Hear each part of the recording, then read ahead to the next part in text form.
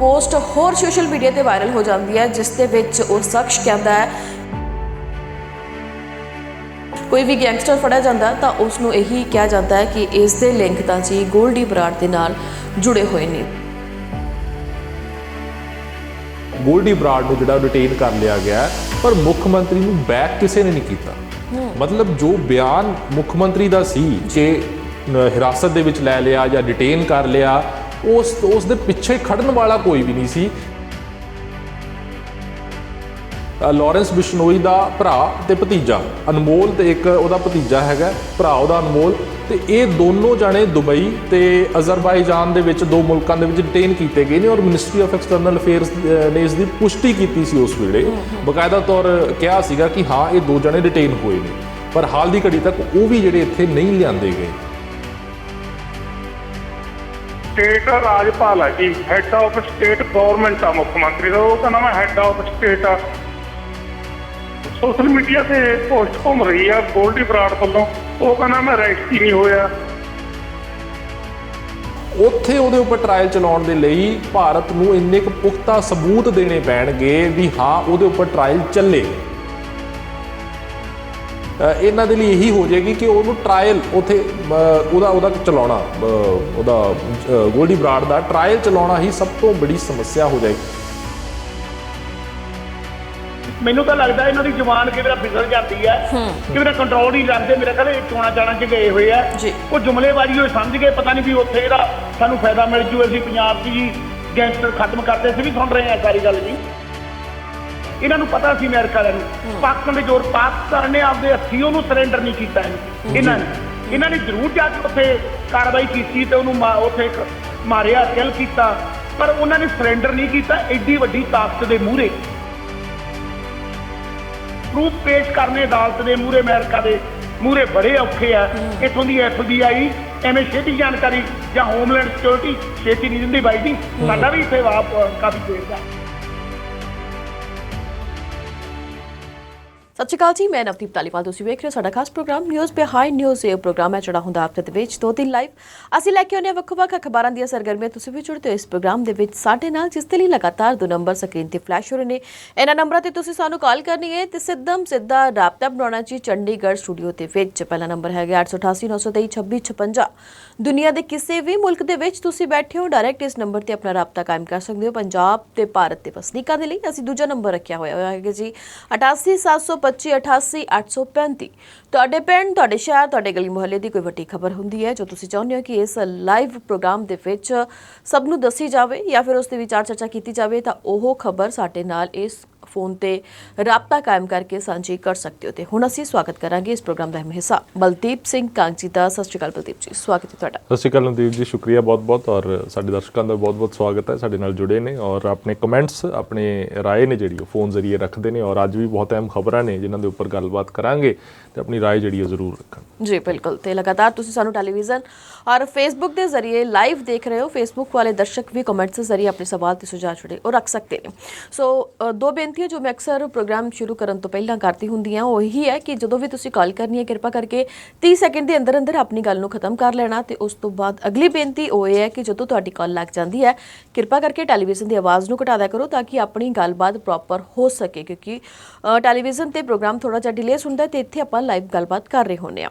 ਸੋ ਅੱਜ ਦੀਆਂ ਖਬਰਾਂ ਹਰ ਵਾਰ ਦੀ ਤਰ੍ਹਾਂ ਅਹਿਮ ਰਹਿਣ ਵਾਲੀਆਂ ਨੇ। ਸਭ ਤੋਂ ਪਹਿਲਾਂ ਗੱਲ ਕਰਾਂਗੇ ਕਿ ਪਿਛਲੇ 6-7 ਮਹੀਨਿਆਂ ਤੋਂ ਚਰਚਾ ਦਾ ਵਿਸ਼ਾ ਰਹਿ ਰਹੇ ਗੋਲਡੀ ਬਰਾੜ ਪੜੇ, ਕਿਉਂਕਿ ਹਰ ਅਖਬਾਰ ਦੀ ਗੱਲ ਕਰ ਲਈਏ, ਸੋਸ਼ਲ ਮੀਡੀਆ ਦੀ ਖਾਸ ਕਰਕੇ ਗੱਲ ਕਰੀਏ ਕਿ ਅੱਗ ਦੇ ਵਾਂਗ ਜਿਹੜਾ ਹੈਗਾ ਕੋਈ ਵੀ ਕਿਤੇ ਵੀ ਪੋਸਟ ਹੁੰਦੀ ਹੈ ਤਾਂ ਗੋਲਡੀ ਬਰਾੜ ਦਾ ਨਾਮ ਅੱਗੇ ਆਉਂਦਾ ਹੈ। ਤਾਂ ਮੇਨ ਜਦੋਂ ਸਿੱਧੂ ਮੂਸੇਵਾਲੇ ਦਾ ਕਤਲ ਹੋਇਆ ਤਾਂ ਉਦੋਂ ਵੀ ਗੋਲਡੀ ਬਰਾੜ ਸੁਰਖੀਆਂ ਦੇ ਵਿੱਚ ਸੀ। ਤੇ ਉਦੋਂ ਤੋਂ ਲੈ ਕੇ ਹੁਣ ਤੱਕ ਕੋਈ ਵੀ ਬੰਦਾ ਫੜਿਆ ਜਾਂਦਾ, ਕੋਈ ਵੀ ਗੈਂਗਸਟਰ ਫੜਿਆ ਜਾਂਦਾ ਤਾਂ ਉਸ ਨੂੰ ਇਹੀ ਕਿਹਾ ਜਾਂਦਾ ਹੈ ਕਿ ਇਸ ਦੇ ਲਿੰਕ ਤਾਂ ਜੀ ਗੋਲਡੀ ਬਰਾੜ ਦੇ ਨਾਲ ਜੁੜੇ ਹੋਏ ਨੇ। ਪਰ ਉੱਥੇ ਹੀ ਜਦੋਂ ਇਹ ਆਉਂਦਾ ਕਿ ਗੋਲਡੀ ਬਰਾੜ ਨੇ ਇੰਨੇ ਕਾਂਡ ਕੀਤੇ ਨੇ, ਉਸ ਨੂੰ ਫੜਿਆ ਜਾਵੇ ਜਾਂ ਫਿਰ ਇਹ ਪਤਾ ਲਾਇਆ ਜਾਵੇ ਕਿ ਵਾਕਿਆ ਹੀ ਇਹ ਗੋਲਡੀ ਬਰਾੜ ਹੀ ਕਰਵਾ ਰਿਹਾ ਹੈ, ਕਿਉਂਕਿ ਸੋਸ਼ਲ ਮੀਡੀਆ ਤੋਂ ਸਭ ਕੁਝ ਵਾਇਰਲ ਹੋ ਰਿਹਾ। ਸੋਸ਼ਲ ਮੀਡੀਆ ਦੇ ਜ਼ਰੀਏ ਹੀ ਇੱਕ ਹਊਆ ਜਿਹੜਾ ਉਹ ਗੋਲਡੀ ਬਰਾੜ ਨਾਮ ਦਾ ਬਣਿਆ ਹੋਇਆ। ਗੋਲਡੀ ਬਰਾੜ ਕੌਣ ਹੈ, ਕਿਵੇਂ ਆ, ਕਿੱਦਾਂ ਦਾ ਦਿਖਦਾ, ਉਹ ਹੈ ਵੀ ਜਾਂ ਨਹੀਂ ਵੀ। ਪਹਿਲਾਂ ਤਾਂ ਇਹ ਵੀ ਗੱਲਾਂ ਸੀਗੀਆਂ ਤੇ ਬਾਅਦ ਦੇ ਵਿੱਚ ਕੁਝ ਤਸਵੀਰਾਂ ਵੀ ਵਾਇਰਲ ਹੋਈਆਂ ਜਿਸ ਤੇ ਕੁਝ ਲੋਕ ਵੀ ਸਾਹਮਣੇ ਆਏ। ਉਹਨਾਂ ਨੇ ਕਿਹਾ ਕਿ ਸਾਡੀਆਂ ਤਸਵੀਰਾਂ ਵਾਇਰਲ ਕੀਤੀਆਂ ਜਾ ਰਹੀਆਂ ਨੇ ਪਰ ਅਸੀਂ ਉਹ ਨਹੀਂ ਆ। ਸੋ ਬਹੁਤ ਕੁਝ ਹੈ ਇਸ ਮਸਲੇ ਦੇ ਵਿੱਚ ਜਿਹੜਾ ਉਲਝਿਆ ਪਿਆ। ਪਰ ਜੇ ਪਿਛਲੇ 2 ਦਿਨਾਂ ਦੀ ਗੱਲ ਕੀਤੀ ਜਾਵੇ, ਪਿਛਲੇ 2 ਦਿਨਾਂ ਦੇ ਦੌਰਾਨ ਇਹ ਸਾਹਮਣੇ ਆ ਰਿਹਾ ਹੈ ਕਿ ਗੋਲਡੀ ਬਰਾੜ ਨੂੰ ਗ੍ਰਿਫਤਾਰ ਕਰ ਲਿਆ ਗਿਆ। ਲੋਕਾਂ ਨੇ ਇਸ ਗੱਲ ਦੀ ਖੁਸ਼ੀ ਜਤਾਈ ਕਿ ਚਲੋ ਕੋਈ ਨਾ ਕੋਈ ਮਸਲੇ ਦਾ ਤਾਂ ਹੱਲ ਹੋਏਗਾ। ਜਿਹੜੇ ਇੰਨੇ ਜ਼ੁਰਮ ਵੱਧ ਗਏ ਨੇ, ਪੰਜਾਬ ਦੇ ਵਿੱਚ ਦਹਿਸ਼ਤ ਦਾ ਮਾਹੌਲ ਹੈ, ਲਗਾਤਾਰ ਕਤਲ ਦੇ ਮਾਮਲੇ ਸਾਹਮਣੇ ਆ ਰਹੇ ਨੇ, ਦਿਨ ਦਿਹਾੜੇ ਲੋਕਾਂ ਨੂੰ ਮਾਰ ਦਿੱਤਾ ਜਾਂਦਾ ਹੈ ਤੇ ਨਾਮ ਦਾ ਟੰਕਾ ਜਿਹੜਾ ਫਿੱਟ ਹੁੰਦਾ ਹੈ ਗੋਲਡੀ ਬਰਾੜ ਦੇ ਨਾਲ। ਪਰ ਉੱਥੇ ਹੀ ਲੋਕ ਇੱਕ ਦੂਜੇ ਦੇ ਭੰਬਲ ਭੂਸੇ ਦੇ ਵਿੱਚ ਪੈ ਗਏ ਨੇ ਕਿ ਕੀ ਬੰਦਾ ਫਾਕਿਆ ਹੀ ਫੜਿਆ ਗਿਆ ਜਾਂ ਕੀ ਉਹ ਗੋਲਡੀ ਬਰਾੜ ਹੀ ਹੈ ਜਾਂ ਫਿਰ ਜਿਵੇਂ ਅਸੀਂ ਗੱਲ ਕਰ ਲਈਏ ਮੁੱਖ ਮੰਤਰੀ ਪੰਜਾਬ ਭਗਵੰਤ ਮਾਨ ਜੀ ਦੀ ਜਾਂ ਫਿਰ ਗੱਲ ਕਰ ਲਈਏ ਕੈਬਨਿਟ ਮਿਨਿਸਟਰ ਅਨਮੋਲ ਗਗਨ ਮਾਨ ਦੀ, ਤਾਂ ਉਹਨਾਂ ਨੇ ਤਾਂ ਇੱਥੋਂ ਤੱਕ ਵੀ ਗੱਲ ਕਹਿ ਦਿੱਤੀ ਹੈ ਕਿ ਜਲਦ ਤੋਂ ਜਲਦ ਗੋਲਡੀ ਬਰਾੜ ਨੂੰ ਭਾਰਤ ਲਿਆਂਦਾ ਜਾਵੇਗਾ। ਪਰ ਇਸੇ ਦੇ ਦੌਰਾਨ ਇੱਕ ਪੋਸਟ ਹੋਰ ਸੋਸ਼ਲ ਮੀਡੀਆ ਤੇ ਵਾਇਰਲ ਹੋ ਜਾਂਦੀ ਹੈ ਜਿਸ ਦੇ ਵਿੱਚ ਉਹ ਸ਼ਖਸ ਕਹਿੰਦਾ ਹੈ ਕਿ ਮੈਂ ਗੋਲਡੀ ਬਰਾੜ ਆ ਪਰ ਮੈਂ ਫੜਿਆ ਨਹੀਂ ਗਿਆ, ਲੋਕ ਅਫਵਾਹਾਂ ਫੈਲਾ ਰਹੇ ਨੇ। ਇਸ ਪੂਰੇ ਮਸਲੇ ਤੇ ਅਸੀਂ ਵਧਾਂਗੇ ਬਲਦੀਪ ਸਿੰਘ ਜੀ ਵੱਲ। ਬਲਦੀਪ ਜੀ ਕੀ ਕਹਿਣਾ ਹੈ? ਬਿਲਕੁਲ ਨਵਦੀਪ, ਇਹ ਜਦੋਂ ਖਬਰ ਆਈ ਹਿੰਦੁਸਤਾਨ ਦੇ ਭਾਰਤ ਦੇ ਮੀਡੀਆ ਦੇ ਵਿੱਚ, ਪੰਜਾਬ ਦੇ ਮੀਡੀਆ 'ਚ ਜਾਂ ਕੌਮਾਂਤਰੀ ਮੀਡੀਆ 'ਚ ਆਪਾਂ ਕਹਿ ਲਈਏ, ਤਾਂ ਉਸ ਵੇਲੇ ਇੱਕ ਵਾਰ ਲੋਕਾਂ ਦੇ ਚਿਹਰਿਆਂ ਤੇ ਜਾਂ ਕਹਿ ਲਓ ਵੀ ਲੋਕ ਜਾਂ ਸ਼ਾਂਤੀ ਥੋੜ੍ਹੀ ਜਿਹੀ ਮਹਿਸੂਸ ਕਰਨ ਲੱਗੇ ਕਿ ਇੱਕ ਵੱਡੇ ਹਾਦਸੇ, ਵੱਡੀ ਘਟਨਾ ਦੇ ਵਿੱਚ ਜਿਸ ਸ਼ਖਸ ਦਾ ਨਾਮ ਸ਼ਾਮਲ ਸੀ, ਸ਼ਾਇਦ ਉਹ ਹੁਣ ਅੜਿੱਕੇ ਆ ਗਿਆ ਪੁਲਿਸ ਦੇ ਔਰ ਜਲਦੀ ਹੀ ਜਿਹੜਾ ਉਹ ਭਾਰਤ ਜਿਹੜਾ ਉਹ ਲਿਆਂਦਾ ਜਾਏਗਾ। ਪਰ ਚਲੋ ਇਹ ਤਾਂ ਖੈਰ ਲੰਬੀਆਂ ਗੱਲਾਂ ਨੇ ਕਿ ਉਹ ਅੜਿੱਕੇ ਆਇਆ ਜਾਂ ਨਹੀਂ ਆਇਆ।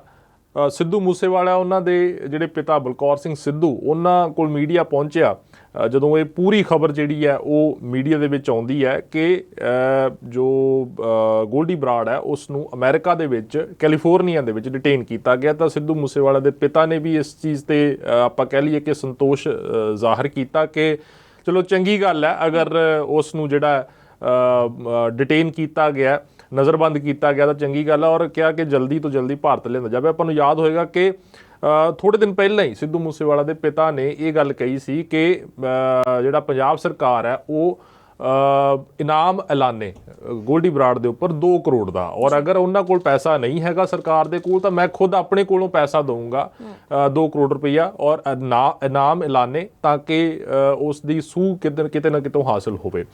ਉਸ ਤੋਂ ਮੇਰੇ ਖਿਆਲ ਜਦੋਂ ਇਹ ਗੱਲ ਉਹਨਾਂ ਨੇ ਕਹੀ ਹੈ ਤਾਂ 2 ਦਿਨ ਬਾਅਦ ਹੀ ਇਹ ਖਬਰ ਆ ਜਾਂਦੀ ਹੈ ਕਿ ਜਿਹੜਾ ਗੋਲਡੀ ਬਰਾੜ ਨੂੰ ਡਿਟੇਨ ਕੀਤਾ ਗਿਆ ਅਮਰੀਕਾ ਦੇ ਵਿੱਚ, ਕੈਲੀਫੋਰਨੀਆ ਦੇ ਵਿੱਚ। ਸਾਰਾ ਮੀਡੀਆ ਭਾਰਤ ਦਾ, ਇੱਥੇ ਆਪਾਂ ਕਹਿ ਲਈਏ ਕਿ ਸਵੇਰ ਤੋਂ ਲੈ ਕੇ ਸ਼ਾਮ ਤੱਕ ਇਹੀ ਚਰਚਾ ਰਹੀ ਕਿ ਗੋਲਡੀ ਬਰਾੜ ਨੂੰ ਡਿਟੇਨ ਕੀਤਾ ਗਿਆ। ਆਮ ਆਦਮੀ ਪਾਰਟੀ ਨੇ ਵੀ ਬੜੇ ਦਾਅਵੇ ਕੀਤੇ ਤੇ ਮੁੱਖ ਮੰਤਰੀ, ਸਭ ਤੋਂ ਬੜੀ ਗੱਲ ਆਪਾਂ ਕਹਿ ਲਈਏ ਕਿ ਮੁੱਖ ਮੰਤਰੀ ਗੁਜਰਾਤ ਦੇ ਵਿੱਚ ਸੀ ਭਗਵੰਤ ਮਾਨ, ਤੇ ਉਹਨਾਂ ਦੇ ਵੱਲੋਂ ਉੱਥੇ ਪੱਤਰਕਾਰਾਂ ਨੂੰ ਆਪਾਂ ਸੰਬੋਧਨ ਕਰ ਰਹੇ ਸੀ ਉਹ ਮੁੱਖ ਮੰਤਰੀ, ਔਰ ਉਸ ਵੇਲੇ ਕਿਹਾ ਗਿਆ ਕਿ ਬਿਲਕੁਲ ਗੋਲਡੀ ਬਰਾੜ ਨੂੰ ਜਿਹੜਾ ਉਹ ਕੈਲੀਫੋਰਨੀਆ ਦੇ ਵਿੱਚ ਨਜ਼ਰਬੰਦ ਡਿਟੇਨ ਕਰ ਲਿਆ ਗਿਆ, ਹਿਰਾਸਤ ਦੇ ਵਿੱਚ ਲੈ ਲਿਆ ਗਿਆ। ਤੇ ਕਹਿੰਦੇ ਕਿ ਸਾਡੇ ਨਾਲ ਸੰਪਰਕ ਕੀਤਾ ਪੁਲਿਸ ਨੇ, ਜਿਹੜੀ ਫੋਰਨ ਦੀ ਪੁਲਿਸ ਹੈ, ਅਮਰੀਕਾ ਦੀ ਪੁਲਿਸ ਹੈ, ਉਹਨਾਂ ਨੇ ਸਾਡੇ ਨਾਲ ਸੰਪਰਕ ਕੀਤਾ ਹੈਗਾ। ਤੋ ਇਹ ਦਾਅਵਾ ਕੀਤਾ ਤੇ ਨਾਲ ਦੀ ਨਾਲ ਕਿਹਾ ਕਿ ਜਲਦ ਹੀ ਉਸ ਨੂੰ ਭਾਰਤ ਲਿਆਂਦਾ ਜਾਏਗਾ ਤੇ ਭਾਰਤ ਲਿਆ ਕੇ ਉਸ ਦੇ ਉੱਪਰ ਜੋ ਵੀ ਚਾਰਜਿਸ ਹੈਗੇ ਨੇ ਉਸ ਮੁਤਾਬਕ ਜਿਹੜੀ ਕਾਰਵਾਈ ਕੀਤੀ ਜਾਵੇਗੀ। ਇਹ ਸਾਰੇ ਦਾਅਵੇ ਇੱਕ ਪਾਸੇ ਸੀ, ਪਰ ਕੀ ਹੁੰਦਾ ਹੈ ਕਿ ਕੁਝ ਘੰਟੇ ਬਾਅਦ ਜਾਂ ਆਪਾਂ ਕਹਿ ਲਈਏ ਕਿ ਇੱਕ ਰਾਤ ਲੰਘੀ ਹੈ ਤੇ ਅਗਲੇ ਦਿਨ ਰਾਜਸਥਾਨ ਦੇ ਵਿੱਚ ਜਿਹੜਾ ਇੱਕ ਗੈਂਗਸਟਰ ਦਾ ਕਤਲ ਹੋ ਜਾਂਦਾ ਹੈ, ਨਾਲ ਉਹਦੇ ਕੁਝ ਹੋਰ ਸਾਥੀ ਵੀ ਹੁੰਦੇ ਨੇ। ਰਾਜੂ ਠੇਠ ਉਹਦਾ ਨਾਂ ਦੱਸਿਆ ਜਾ ਰਿਹਾ ਹੈ। ਰਾਜਸਥਾਨ ਦੇ ਸੀਕਰ ਦੇ ਵਿੱਚ ਉਹ ਗੈਂਗਵਾਰ ਹੁੰਦੀ ਹੈ। ਲਾਰੈਂਸ ਬਿਸ਼ਨੋਈ ਗੈਂਗ ਦੇ ਵੱਲੋਂ ਉਸ ਦੂਜੇ ਗੈਂਗਸਟਰ ਜਿਹੜਾ ਹੈਗਾ ਉਸ ਦਾ ਕਤਲ ਕੀਤਾ ਜਾਂਦਾ ਹੈ। ਔਰ ਉਸ ਤੋਂ ਬਾਅਦ ਇੱਕ ਪੋਸਟ ਪੈਂਦੀ ਹੈ, ਜਿਹੜੀ ਹੈ ਪੋਸਟ ਉਹ ਕਾਫੀ ਵਾਇਰਲ ਹੋਈ ਹੈ। ਉਹ ਗੋਲਡੀ ਬਰਾੜ ਦੇ ਨਾਂ ਤੋਂ ਪੋਸਟ ਪਾਈ ਜਾਂਦੀ ਹੈ ਤੇ ਉਹਦੇ ਵਿੱਚ ਉਸ ਗੈਂਗਸਟਰ ਦੇ ਕਤਲ ਦੀ ਜ਼ਿੰਮੇਵਾਰੀ ਲਈ ਜਾਂਦੀ ਹੈ। ਨਾਲ ਦੀ ਨਾਲ ਇਹ ਕਿਹਾ ਜਾਂਦਾ ਹੈ ਕਿ ਇਹ ਜਿਹੜੀਆਂ ਖਬਰਾਂ ਚੱਲ ਰਹੀਆਂ ਨੇ ਇਹ ਸਾਰੀਆਂ ਝੂਠੀਆਂ ਨੇ ਕਿ ਮੈਨੂੰ ਡਿਟੇਨ ਕੀਤਾ ਗਿਆ ਕੈਲੀਫੋਰਨੀਆ ਦੇ ਵਿੱਚ। ਇੱਕ ਪਾਸੇ ਚਲੋ ਖੈਰ ਉਹ ਪੋਸਟ ਹੈ, ਆਪਾਂ ਉਹ ਜਸਟੀਫਾਈ ਤਾਂ ਕਰ ਨਹੀਂ ਸਕਦੇ ਜਾਂ ਉਸ ਨੂੰ ਵੈਰੀਫਾਈ ਨਹੀਂ ਕਰ ਸਕਦੇ ਵੀ ਉਹ ਪੋਸਟ ਜਿਹੜੀ ਆ ਉਹ ਉਸ ਗੋਲਡੀ ਬਰਾੜ ਦਾ ਹੀ ਪੇਜ ਹੈ ਜਾਂ ਵਾਕਈ ਉਹ ਸਹੀ ਹੈ ਜਾਂ ਗਲਤ ਹੈ, ਉਸ ਚੀਜ਼ ਨੂੰ ਨਹੀਂ ਦੇਖਿਆ ਜਾ ਸਕਦਾ। ਉਹ ਜਾਂਚ ਏਜੰਸੀਆਂ ਦਾ ਕੰਮ ਹੈਗਾ।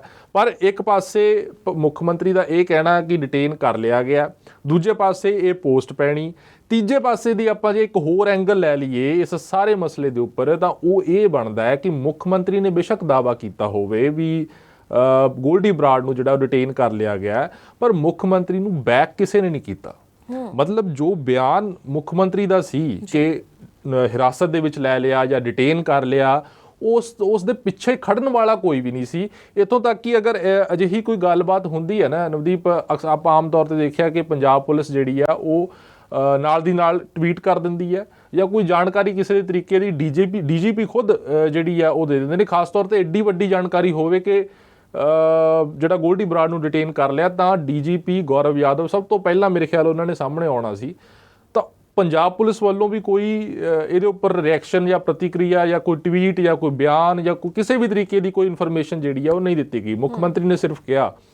ਉਸ ਤੋਂ ਬਾਅਦ ਤੁਸੀਂ ਦੇਖੋ ਆਓ ਕਿ ਪੰਜਾਬ ਹੋ ਗਿਆ, ਉਸ ਤੋਂ ਬਾਅਦ ਜਿਹੜੀਆਂ ਹੋਰ ਏਜੰਸੀਆਂ ਦੇ ਵਿੱਚ ਇਨਵੋਲਵਡ ਨੇ, CBI ਦੀ ਗੱਲ ਕਰ ਲਈਏ, ਇੰਟਰਪੋਲ ਦੀ ਗੱਲ ਕਰ ਲਈਏ ਜਾਂ ਫਿਰ ਮਿਨਿਸਟਰੀ ਆਫ ਐਕਸਟਰਨਲ ਅਫੇਅਰਸ ਵਿਦੇਸ਼ ਮੰਤਰਾਲਾ ਜਿਹੜਾ ਹੁੰਦਾ ਉਹਦੀ ਗੱਲ ਕਰ ਲਈਏ, ਕਿਉਂਕਿ ਜਦੋਂ ਕੋਈ ਅਜਿਹਾ ਮੁਜਰਮ ਜਿਹੜਾ ਭਾਰਤ ਨੂੰ ਇੱਥੇ ਲੁੜਿੰਦਾ ਹੋਵੇ ਉਹ ਕਿਸੇ ਦੂਸਰੇ ਮੁਲਕ ਦੇ ਵਿੱਚ ਹੋਵੇ ਤਾਂ ਉਸ ਦੇ ਵਿੱਚ ਮਿਨਿਸਟਰੀ ਆਫ ਐਕਸਟਰਨਲ ਅਫੇਅਰਸ ਦਾ ਬਿਆਨ ਜਿਹੜਾ ਉਹ ਜ਼ਰੂਰ ਆਉਂਦਾ। ਆਪਾਂ ਨੂੰ ਯਾਦ ਹੋਏਗਾ ਕਿ ਇਸੇ ਆਪਾਂ ਕੇਸ ਦੇ ਵਿੱਚ ਲਾ ਲਈਏ ਤਾਂ ਲਾਰੈਂਸ ਬਿਸ਼ਨੋਈ ਦਾ ਭਰਾ ਤੇ ਭਤੀਜਾ ਅਨਮੋਲ ਤੇ ਇੱਕ ਉਹਦਾ ਭਤੀਜਾ ਹੈਗਾ ਭਰਾ ਉਹਦਾ ਅਨਮੋਲ, ਤੇ ਇਹ ਦੋਨੋਂ ਜਾਣੇ ਦੁਬਈ ਤੇ ਅਜ਼ਰਬਾਈਜਾਨ ਦੇ ਵਿੱਚ ਦੋ ਮੁਲਕਾਂ ਦੇ ਵਿੱਚ ਡਿਟੇਨ ਕੀਤੇ ਗਏ ਨੇ ਔਰ ਮਿਨਿਸਟਰੀ ਆਫ ਐਕਸਟਰਨਲ ਅਫੇਅਰਸ ਨੇ ਇਸ ਦੀ ਪੁਸ਼ਟੀ ਕੀਤੀ ਸੀ ਉਸ ਵੇਲੇ, ਬਕਾਇਦਾ ਤੌਰ ਕਿਹਾ ਸੀਗਾ ਕਿ ਹਾਂ ਇਹ ਦੋ ਜਣੇ ਡਿਟੇਨ ਹੋਏ ਨੇ। ਪਰ ਹਾਲ ਦੀ ਘੜੀ ਤੱਕ ਉਹ ਵੀ ਜਿਹੜੇ ਇੱਥੇ ਨਹੀਂ ਲਿਆਂਦੇ ਗਏ, ਉਹ ਕਿਉਂਕਿ ਇੱਕ ਲੰਬਾ ਪ੍ਰੋਸੈਸ ਹੁੰਦਾ। ਅਗਰ ਉਹ ਪ੍ਰੋਸੈਸ ਸਹੀ ਤਰੀਕੇ ਨਾਲ ਹੋਏ, ਸਬੂਤ ਸਾਰੇ ਇਕੱਠੇ ਹੋਣ, ਫਿਰ ਜਾ ਕੇ ਜਿਹੜਾ ਕਿਤੇ ਉਹ ਭਾਰਤ ਲਿਆਉਣ ਦੀ ਗੱਲ ਜਿਹੜੀ ਆ ਉਹ ਹੁੰਦੀ ਆ। ਇਸ ਤੋਂ ਆਪਾਂ ਪਿੱਛੇ ਚਲੇ ਜਾਈਏ, ਹੁਣ ਇਹ ਤਾਂ ਚਲੋ ਇੱਕ ਦਾਅਵਾ ਕਰ ਦਿੱਤਾ ਕਿ ਜਿਹੜਾ ਗੋਲਡੀ ਬਰਾੜ ਨੂੰ ਡਿਟੇਨ ਕੀਤਾ ਗਿਆ, ਚਲੋ ਇੱਕ ਪੁਆਇੰਟ ਤੇ ਆਪਾਂ ਮੰਨ ਲੈਂਦੇ ਆ ਕਿ ਗੋਲਡੀ ਬਰਾੜ ਨੂੰ ਡਿਟੇਨ ਕੀਤਾ ਗਿਆ, ਕੈਲੀਫੋਰਨੀਆ ਪੁਲਿਸ ਦੇ ਵੱਲੋਂ ਜਾਂ ਅਮਰੀਕਾ ਦੇ ਵੱਲੋਂ ਡਿਟੇਨ ਕੀਤਾ ਗਿਆ। ਹੁਣ ਉਹਦੇ 'ਚ ਦੋ ਤਿੰਨ ਚੀਜ਼ਾਂ ਨੇ। ਪਹਿਲੀ ਗੱਲ ਤਾਂ ਇਹ ਹੈ ਕਿ ਡਿਟੇਨ ਕਿਸ ਆਧਾਰ ਤੇ ਕੀਤਾ ਗਿਆ, ਕਿ ਜਿਹੜਾ ਇੱਥੇ ਦੇ ਕੋਰਟਸ ਨੇ, ਇੰਡੀਆ ਦੇ ਕੋਰਟਸ ਨੇ ਜੋ ਵਾਰੰਟ ਜਾਰੀ ਕੀਤੇ ਸੀ ਉਹ ਫਿਰ ਉਹ ਵਾਰੰਟ CBI ਦੇ ਥਰੂ ਇੰਟਰਪੋਲ ਕੋਲ ਗਏ, ਕਿਉਂਕਿ ਇੰਟਰਪੋਲ ਦੇ ਜ਼ਰੀਏ ਹਵਾਲਗੀ ਹੁੰਦੀ ਹੈ, ਜਿਹੜੀ ਐਕਸਟ੍ਰੈਡੀਸ਼ਨ ਹੁੰਦੀ ਹੈ ਕਿਸੇ ਦੂਸਰੇ ਮੁਲਕ ਤੋਂ ਕਿਸੇ ਮੁਜਰਮ ਨੂੰ ਲੈ ਕੇ ਆਉਣਾ ਤਾਂ ਉਹ ਇੰਟਰਪੋਲ ਦੇ ਜ਼ਰੀਏ ਹੀ ਕੋਈ ਰੈੱਡ ਕਾਰਨਰ ਨੋਟਿਸ ਜਾਰੀ ਹੋਏਗਾ ਜਾਂ ਕੁਝ ਇਸ ਤਰੀਕੇ ਨਾਲ ਹੋਏਗਾ। ਤਾਂ ਅਗਰ ਭਾਰਤ ਦੀ ਕੋਰਟਸ ਨੇ ਉਹ ਵਾਰੰਟ ਜਾਰੀ ਕੀਤੇ ਨੇ ਤਾਂ ਉਹ ਵਾਰੰਟ ਜਿਹੜੇ ਨੇ ਇੰਟਰਪੋਲ ਥਰੂ ਅਮਰੀਕਾ ਦੇ ਕੋਲ ਗਏ ਨੇ, ਤਾਂ ਕੀ ਜਿਹੜੀ ਉਹ ਡਿਟੈਂਸ਼ਨ ਹੋਈ ਹੈ, ਜਿਹੜੀ ਗ੍ਰਿਫਤਾਰੀ ਹੋਈ ਹੈ, ਕੀ ਉਹ ਉਹਨਾਂ ਵਾਰੰਟ ਦੇ ਆਧਾਰ ਤੇ ਹੋਈ ਹੈ? ਹਾਲੇ ਤੱਕ ਇਹਦੀ ਵੀ ਪੁਸ਼ਟੀ ਨਹੀਂ ਹੈ। ਆਪਾਂ ਇਹ ਵੀ ਨਹੀਂ ਕਹਿ ਸਕਦੇ, ਨਾ ਅਮਰੀਕਾ ਨੇ ਇਹਦੇ ਉੱਪਰ ਕੋਈ ਖੁੱਲ੍ਹ ਕੇ ਜਾਂ ਉੱਥੇ ਦੀ ਪੁਲਿਸ ਨੇ ਜਾਂ ਪ੍ਰਸ਼ਾਸਨ ਨੇ ਕੋਈ ਇਹਦੇ ਉੱਪਰ ਕੋਈ ਖੁੱਲ੍ਹ ਕੇ ਚੀਜ਼ ਕਹੀ ਹੈ, ਇਹ ਵੀ ਚੀਜ਼ ਕਲੀਅਰ ਨਹੀਂ ਹੈ। ਦੂਸਰਾ ਪੁਆਇੰਟ ਇਹਦੇ 'ਚ ਇਹ ਆ ਰਿਹਾ ਕਿ ਇਹ ਵੀ ਗੱਲ ਆ ਰਹੀ ਹੈ ਕਿ ਉਹ ਅੱਜ ਨਹੀਂ 20 ਨਵੰਬਰ ਨੂੰ ਡਿਟੇਨ ਕੀਤਾ ਗਿਆ ਸੀਗਾ, 10 ਦਿਨ ਪਹਿਲਾਂ। ਤਾਂ ਇਹ ਵੀ ਹਾਲੇ ਤੱਕ ਕਲੀਅਰ ਨਹੀਂ ਹੈ ਕਿ ਉਹ ਹੁਣ ਡਿਟੇਨ ਹੋਇਆ ਸੀ ਜਾਂ 20, ਕਿਉਂਕਿ ਫਿਰ ਜੇ ਅਗਰ 20 ਨਵੰਬਰ ਨੂੰ ਡਿਟੇਨ ਹੋਇਆ ਸੀ, ਸਰਕਾਰ ਕੋਲ ਇਨਫੋਰਮੇਸ਼ਨ ਸੀ, ਤਾਂ ਅੱਜ ਇੰਨੀ ਦੇਰ ਬਾਅਦ ਕਿਉਂ ਉਸ ਨੂੰ ਪਬਲਿਕ ਕੀਤਾ ਗਿਆ, ਪਹਿਲਾਂ ਕਿਉਂ ਨਹੀਂ ਕੀਤਾ ਗਿਆ? ਇਹ ਵੀ ਆਪਣੇ ਆਪ ਦੇ ਵਿੱਚ ਇੱਕ ਸਵਾਲ ਹੈਗਾ। ਤਾਂ ਹਾਲ ਦੀ ਘੜੀ ਤੱਕ ਕਹਿ ਲਈਏ ਵੀ ਸਵਾਲ ਕਈ ਤਰ੍ਹਾਂ ਦੇ ਹੈਗੇ ਨੇ। ਉਹ ਡਿਟੇਨ ਕਰਨਾ ਇੱਕ ਚੀਜ਼ ਹੁੰਦੀ ਹੈ, ਪਰ ਉਸ ਤੋਂ ਬਾਅਦ ਉਸ ਦਾ ਟਰਾਇਲ ਚੱਲਣਾ ਜਾਂ ਉਸ ਨੂੰ ਇੰਡੀਆ ਲੈ ਕੇ ਆਉਣਾ ਉਹ ਵੀ ਬਹੁਤ ਲੰਬਾ ਚੌੜਾ ਪ੍ਰੋਸੈਸ ਹੈ। ਮੈਂ ਤੁਹਾਨੂੰ ਦੱਸ ਦਿੰਦਾ ਕਿ ਬਿਕਰਮ ਮਜੀਠੀਏ ਦੇ ਉੱਪਰ ਜਿਹੜੇ ਅਕਾਲੀ ਆਗੂ ਹੈਗੇ ਨੇ ਉਹਨਾਂ ਦੇ ਉੱਪਰ ਡਰੱਗਸ ਦਾ ਜਿਹੜਾ ਕੇਸ ਚੱਲਦਾ, ਉਹਦੇ 'ਚ ਜਿਹੜੇ ਕਈ ਪਰਸਨ ਇਹੋ ਜਿਹੇ ਇਨਵੋਲਵਡ ਨੇ ਜਿਹੜੇ ਬਾਹਰਲੇ ਮੁਲਕਾਂ ਦੇ ਵਿੱਚ ਨੇ। 2015 ਦਾ ਉਹ ਕੇਸ ਹੈ ਤੇ ਅੱਜ ਤੁਸੀਂ ਦੇਖ ਲਓ ਵੀ 2022 ਖਤਮ ਹੋਣ ਤੇ ਆਇਆ, ਹਾਲ ਦੀ ਘੜੀ ਤੱਕ ਉਹਨਾਂ ਲੋਕਾਂ ਦੇ ਉੱਪਰ ਉੱਥੇ ਟਰਾਇਲ ਵੀ ਨਹੀਂ ਚੱਲ ਸਕਿਆ। 2015 ਤੇ 2022 ਜੀ, ਮਤਲਬ ਫੋਰਨ ਦੇ ਵਿੱਚ ਇਹ ਕੀ ਹੁੰਦਾ ਕਿ ਅਮਰੀਕਾ ਤੇ ਇੰਡੀਆ ਦੇ ਵਿੱਚ ਐਕਸਟ੍ਰੈਡੀਸ਼ਨ ਟ੍ਰੀਟੀ ਹੈਗੀ ਹੈ। ਐਕਸਟ੍ਰੈਡੀਸ਼ਨ ਮਤਲਬ ਕਿ ਜਿਹੜੀ ਹਵਾਲਗੀ ਹੁੰਦੀ ਹੈ ਕਿਸੇ ਮੁਜਰਮ ਦੀ, ਉਹ ਟ੍ਰੀਟੀ ਸਾਈਨ ਹੋਈ ਹੈ ਅਮਰੀਕਾ ਤੇ ਇੰਡੀਆ ਦੇ ਵਿਚਾਲੇ। ਪਰ ਉਹ ਟ੍ਰੀਟੀ ਹੋਣ ਦੇ ਬਾਵਜੂਦ ਵੀ ਅਗਰ ਇੰਡੀਆ ਜਿਹੜਾ ਪੁਖਤਾ ਸਬੂਤ ਮੁਹੱਈਆ ਨਹੀਂ ਕਰਾ ਪਾਉਂਦਾ ਅਮਰੀਕਾ ਨੂੰ, ਜਾਂ ਤਾਂ ਫਿਰ ਉਹ ਇੰਨਾ ਪੋਸੀਬਲ ਨਹੀਂ ਹੈਗਾ। ਉਹਦੇ 'ਚ ਇੱਕ ਹੋਰ ਪੇਜ ਇਹ ਵੀ ਹੈ, ਇਹ ਵੀ ਨਾਲ ਦੀ ਨਾਲ ਇਨਫੋਰਮੇਸ਼ਨ ਆ ਰਹੀ ਹੈ, ਕਿਉਂਕਿ ਪਹਿਲਾਂ ਇਹ ਕਿਹਾ ਜਾ ਰਿਹਾ ਸੀ ਕਿ ਗੋਲਡੀ ਬਰਾੜ ਜਿਹੜਾ ਉਹ ਕੈਨੇਡਾ ਦੇ ਵਿੱਚ ਹੈਗਾ। ਕੈਨੇਡਾ ਤੋਂ ਬਾਅਦ ਉਹ ਕਹਿੰਦੇ ਕਿ ਅਮਰੀਕਾ ਦੇ ਕੈਲੀਫੋਰਨੀਆ ਦੇ ਵਿੱਚ ਗਿਆ ਹੈਗਾ। ਤਾਂ ਉਹ ਅਗਰ ਉੱਥੇ ਉਹਨੇ ਪੋਲੀਟੀਕਲ ਅਸਾਈਲਮ ਜਾਂ ਅਸਾਈਲਮ ਲੈਣ ਦੀ ਕੋਸ਼ਿਸ਼ ਕੀਤੀ ਹੈਗੀ ਹੈ ਤਾਂ ਉਹ ਵੀ ਆਪਣੇ ਆਪ ਦੇ ਇੱਕ ਪੇਜ ਹੈਗਾ ਆਪਣੇ ਆਪ ਦੇ ਵਿੱਚ, ਕਿਉਂਕਿ ਇਹ ਇਨਫੋਰਮੇਸ਼ਨ ਹੈ ਕਿ 2017 ਦੇ ਵਿੱਚ ਜਿਹੜੀ ਇੱਥੇ ਇੰਡੀਆ ਕੋਲ ਇਨਫੋਰਮੇਸ਼ਨ ਹੈ ਕਿ 2017 ਦੇ ਵਿੱਚ ਮੂਵ ਹੋਇਆ ਸੀ ਗੋਲਡੀ ਬਰਾੜ ਕੈਨੇਡਾ। ਤਾਂ ਅਗਰ ਉੱਥੇ ਉਹ ਰੈਜ਼ੀਡੈਂਟ ਹੈ, PR ਹੈ ਜਾਂ ਕੁਛ ਵੀ ਸਿਟੀਜ਼ਨ ਹੈ ਜਾਂ ਕੁਛ ਵੀ ਹੈਗਾ ਉਹ, ਤਾਂ ਅਮਰੀਕਾ ਸਿੱਧਾ ਇੰਡੀਆ ਨੂੰ ਐਕਸਟ੍ਰੈਡੀਸ਼ਨ ਕਿਵੇਂ ਦੇਗਾ, ਉਹਦੀ ਵਾਲਗੀ ਕਿਵੇਂ ਕਰੇਗਾ? ਉਹ ਪਹਿਲਾਂ ਕੈਨੇਡਾ ਜਾਏਗਾ, ਕੈਨੇਡਾ ਤੋਂ ਫਿਰ ਉੱਥੇ ਟਰਾਇਲ ਚੱਲੇਗਾ ਜਾਂ ਉੱਥੇ ਦੇ ਜੋ ਰੂਲਸ ਕਾਇਦੇ ਕਾਨੂੰਨ ਹੋਣਗੇ ਉਸ ਤੋਂ ਬਾਅਦ ਉਹਦੀ ਹਵਾਲਗੀ ਜਿਹੜੀ ਹੈ ਇੰਡੀਆ ਵਾਲੇ ਪਾਸੇ ਹੋਏਗੀ। ਮਤਲਬ ਇਹ ਪ੍ਰੋਸੈਸ ਇੰਨਾ ਕੁ ਜ਼ਿਆਦਾ ਕੰਪਲੀਕੇਟਿਡ ਹੈਗਾ। ਮੈਂ ਤੁਹਾਨੂੰ ਦੱਸਿਆ ਕਿ ਵਿਕਰਮ ਮਜੀਠੀਆ ਦੇ ਕੇਸ ਦੇ ਵਿੱਚ ਕੁਝ ਹੋਰ ਵੀ ਲੋਕ ਹੈਗੇ ਨੇ ਜਿਹੜੇ ਫੋਰਨ ਦੇ ਵਿੱਚ ਬੈਠੇ ਨੇ, ਪਰ ਹਾਲ ਦੀ ਘੜੀ ਤੱਕ ਉਹਨਾਂ ਦਾ ਟਰਾਇਲਸ ਵੀ ਜਿਹੜੇ ਨੇ ਉੱਥੇ ਜਿਹੜੇ ਉਹ ਨਹੀਂ ਹੋ ਸਕੇ। ਆਪਣੇ ਆਪ ਦੇ ਵਿੱਚ ਕਾਫੀ ਜ਼ਿਆਦਾ ਕੰਪਲੀਕੇਟਿਡ ਇਹ ਚੀਜ਼ ਆ। ਪਰ ਹਾਂ, ਪੰਜਾਬ ਸਰਕਾਰ ਜਿਵੇਂ ਮੁੱਖ ਮੰਤਰੀ ਉਹਨਾਂ ਨੇ ਦਾਅਵਾ ਕੀਤਾ ਉਹ ਹੁਣ ਇਹ ਲੱਗ ਰਿਹਾ, ਕਿਉਂਕਿ ਕੱਲ੍ਹ ਦੀ ਘੜੀ ਤੱਕ ਤਾਂ ਇੰਡੀਅਨ ਮੀਡੀਆ ਦੇ ਵਿੱਚ ਬਹੁਤ ਚਰਚਾ ਸੀ ਕਿ ਗੋਲਡੀ ਬਰਾੜ ਜਿਹੜਾ ਉਹ ਡਿਟੇਨ ਕਰ ਲਿਆ ਗਿਆ। ਅੱਜ ਦੀ ਘੜੀ ਜਿਹੜਾ ਇੰਡੀਅਨ ਮੀਡੀਆ ਉਹ ਆਪਾਂ ਕਹਿ ਲਈਏ ਵੀ ਚੁੱਪ-ਚਾਪ ਸੁੰਨਮਸਾਨ ਹੋ ਕੇ ਬੈਠਾ ਵੀ ਉਹਦੇ ਉੱਪਰ ਇਸ ਤਰੀਕੇ ਦੀ ਕੋਈ ਖਬਰ ਨਹੀਂ, ਖਾਸ ਤੌਰ ਤੇ ਜਦੋਂ ਤੋਂ ਗੋਲਡੀ ਬਰਾੜ ਨਾਂ ਦੀ ਜਿਹੜੀ ਪੋਸਟ ਆਈ ਹੈ ਔਰ ਸਰਕਾਰ ਦਾ ਵੀ ਉਸ ਤੋਂ ਬਾਅਦ ਕੋਈ ਖਾਸ ਜਿਹੜਾ ਬਿਆਨ ਹੈ ਉਹ ਸਾਹਮਣੇ ਨਹੀਂ ਆਇਆ। ਜੀ ਬਿਲਕੁਲ। ਤੇ ਕਾਲਰ ਵੀ ਸਾਡੇ ਨਾਲ ਬਣ ਰਹੇ ਨੇ, ਉਹਨਾਂ ਦੇ ਨਾਲ ਵੀ ਆਪਾਂ ਗੱਲਬਾਤ ਕਰਦੇ ਜਾਵਾਂਗੇ। ਸਤਿ ਸ਼੍ਰੀ ਅਕਾਲ ਜੀ, ਸਵਾਗਤ ਹੈ ਜੀ ਤੁਹਾਡਾ।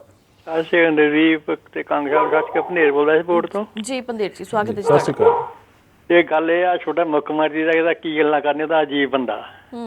ਉਹ ਹੁਣ ਐ ਲੱਗਦਾ ਵੀ ਮੈਂ ਚੁਟਕੇ ਲਾਉਂਦਾ ਫਿਰਦਾ, ਮੁੱਖ ਮੰਤਰੀ ਗੱਲਾਂ ਕਰਦਾ। ਉਹ ਕੋਈ ਬੰਦਾ ਹੀ ਫੜਿਆ ਤਾਂ ਉਹ 18 ਦੀ ਦਾ ਫੜਿਆ ਆ ਵੀ ਪਾਸਪੋਰਟ ਨੇ ਪਾਸਪੋਰਟ ਦਾ ਕਹਿੰਦੇ PR ਸੀਗਾ ਇੱਥੋਂ ਦਾ ਕੈਨੇਡਾ ਦਾ, ਅਮਰੀਕਾ ਗਿਆ ਸੀਗਾ ਵੀ ਪਾਸਪੋਰਟ ਕੋਈ ਹੈ ਨਹੀਂ, ਪਾਸਪੋਰਟ ਪੇਪਰ ਉਹਨੇ ਖਾਣੀ ਫੜਿਆ ਗਿਆ ਟਰੱਕ ਜਾਉਂਦਾ ਜਾਂਦਾ ਵੀ ਉਹਨੇ ਆਪਣਾ ਪਨਾਹ ਲੈਣੀ ਆ ਉੱਥੇ ਜੀ ਵਿੱਚ ਹੀ ਡਰੱਗ ਦਾ ਕੇਸ ਕਹੀ ਜਾਂਦੇ ਨੇ।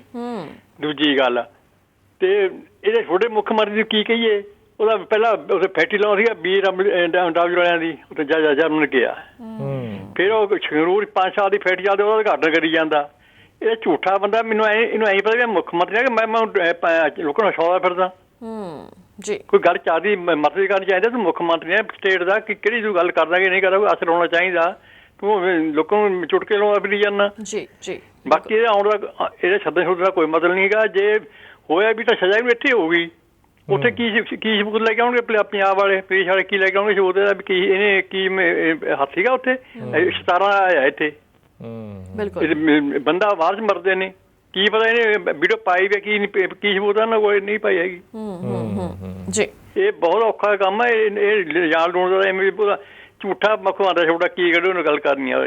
ਜੀ ਜੀ ਬਹੁਤ ਬਹੁਤ ਧੰਨਵਾਦ, ਤੁਸੀਂ ਸਾਡੇ ਨਾਲ ਜੁੜੇ। ਅਗਲੀ ਕਾਲਰ ਦੇ ਨਾਲ ਵੀ ਬਣਾਂਗੇ ਜੀ। ਸਤਿ ਸ਼੍ਰੀ ਅਕਾਲ, ਸਵਾਗਤ ਹੈ ਤੁਹਾਡਾ। ਹੈਲੋ, ਸਤਿ ਸ਼੍ਰੀ ਅਕਾਲ ਜੀ। ਹਾਂਜੀ ਸਤਿ ਸ਼੍ਰੀ ਅਕਾਲ ਜੀ, ਮੈਂ ਲਾਲ ਸਿੰਘ ਬੋਲਦਾ ਜੀ। ਜੀ ਸਵਾਗਤ ਹੈ ਜੀ ਤੁਹਾਡਾ। ਜੀ ਸਤਿ ਸ਼੍ਰੀ ਅਕਾਲ ਜੀ। ਸਤਿ ਸ਼੍ਰੀ ਅਕਾਲ। ਕੰਗ ਜੀ ਗੱਲ ਇਹ ਹੈ, ਜਿਵੇਂ ਪੰਜਾਬ ਦੇ ਮੁੱਖ ਮੰਤਰੀ ਕਹਿੰਦੇ ਨੇ ਹੈਡ ਆਫ ਸਟੇਟ ਰਾਜਪਾਲ ਹੈ ਜੀ, ਹੈਡ ਆਫ ਸਟੇਟ ਗਵਰਨਮੈਂਟ ਆ ਮੁੱਖ ਮੰਤਰੀ ਦਾ। ਉਹ ਕਹਿੰਦਾ ਮੈਂ ਹੈਡ ਆਫ ਸਟੇਟ ਆ। ਇਹ ਵੀ ਇਹਨੂੰ ਵੀ ਚੱਲ ਰਹੀ ਹੈ ਨਾ ਗੱਲ, ਉਹ ਦੇਣੀ। ਅਗਲੀ ਗੱਲ ਕੰਗ ਜੀ, ਇੱਕ ਸੋਸ਼ਲ ਮੀਡੀਆ ਤੇ ਪੋਸਟ ਘੁੰਮ ਰਹੀ ਆ ਗੋਲਡੀ ਬਰਾੜ ਵੱਲੋਂ, ਉਹ ਕਹਿੰਦਾ ਮੈਂ ਰੈਸਟ ਹੀ ਨਹੀਂ ਹੋਇਆ। ਜੇ ਕੰਗ ਜੀ ਰੈਸਟ ਹੁੰਦਾ, ਮੈਨੂੰ ਨਹੀਂ ਲੱਗਦਾ ਵੀ ਇੰਡੀਆ ਲੈ ਕੇ ਆ ਜਾਣਗੇ। ਕਿਉਂ?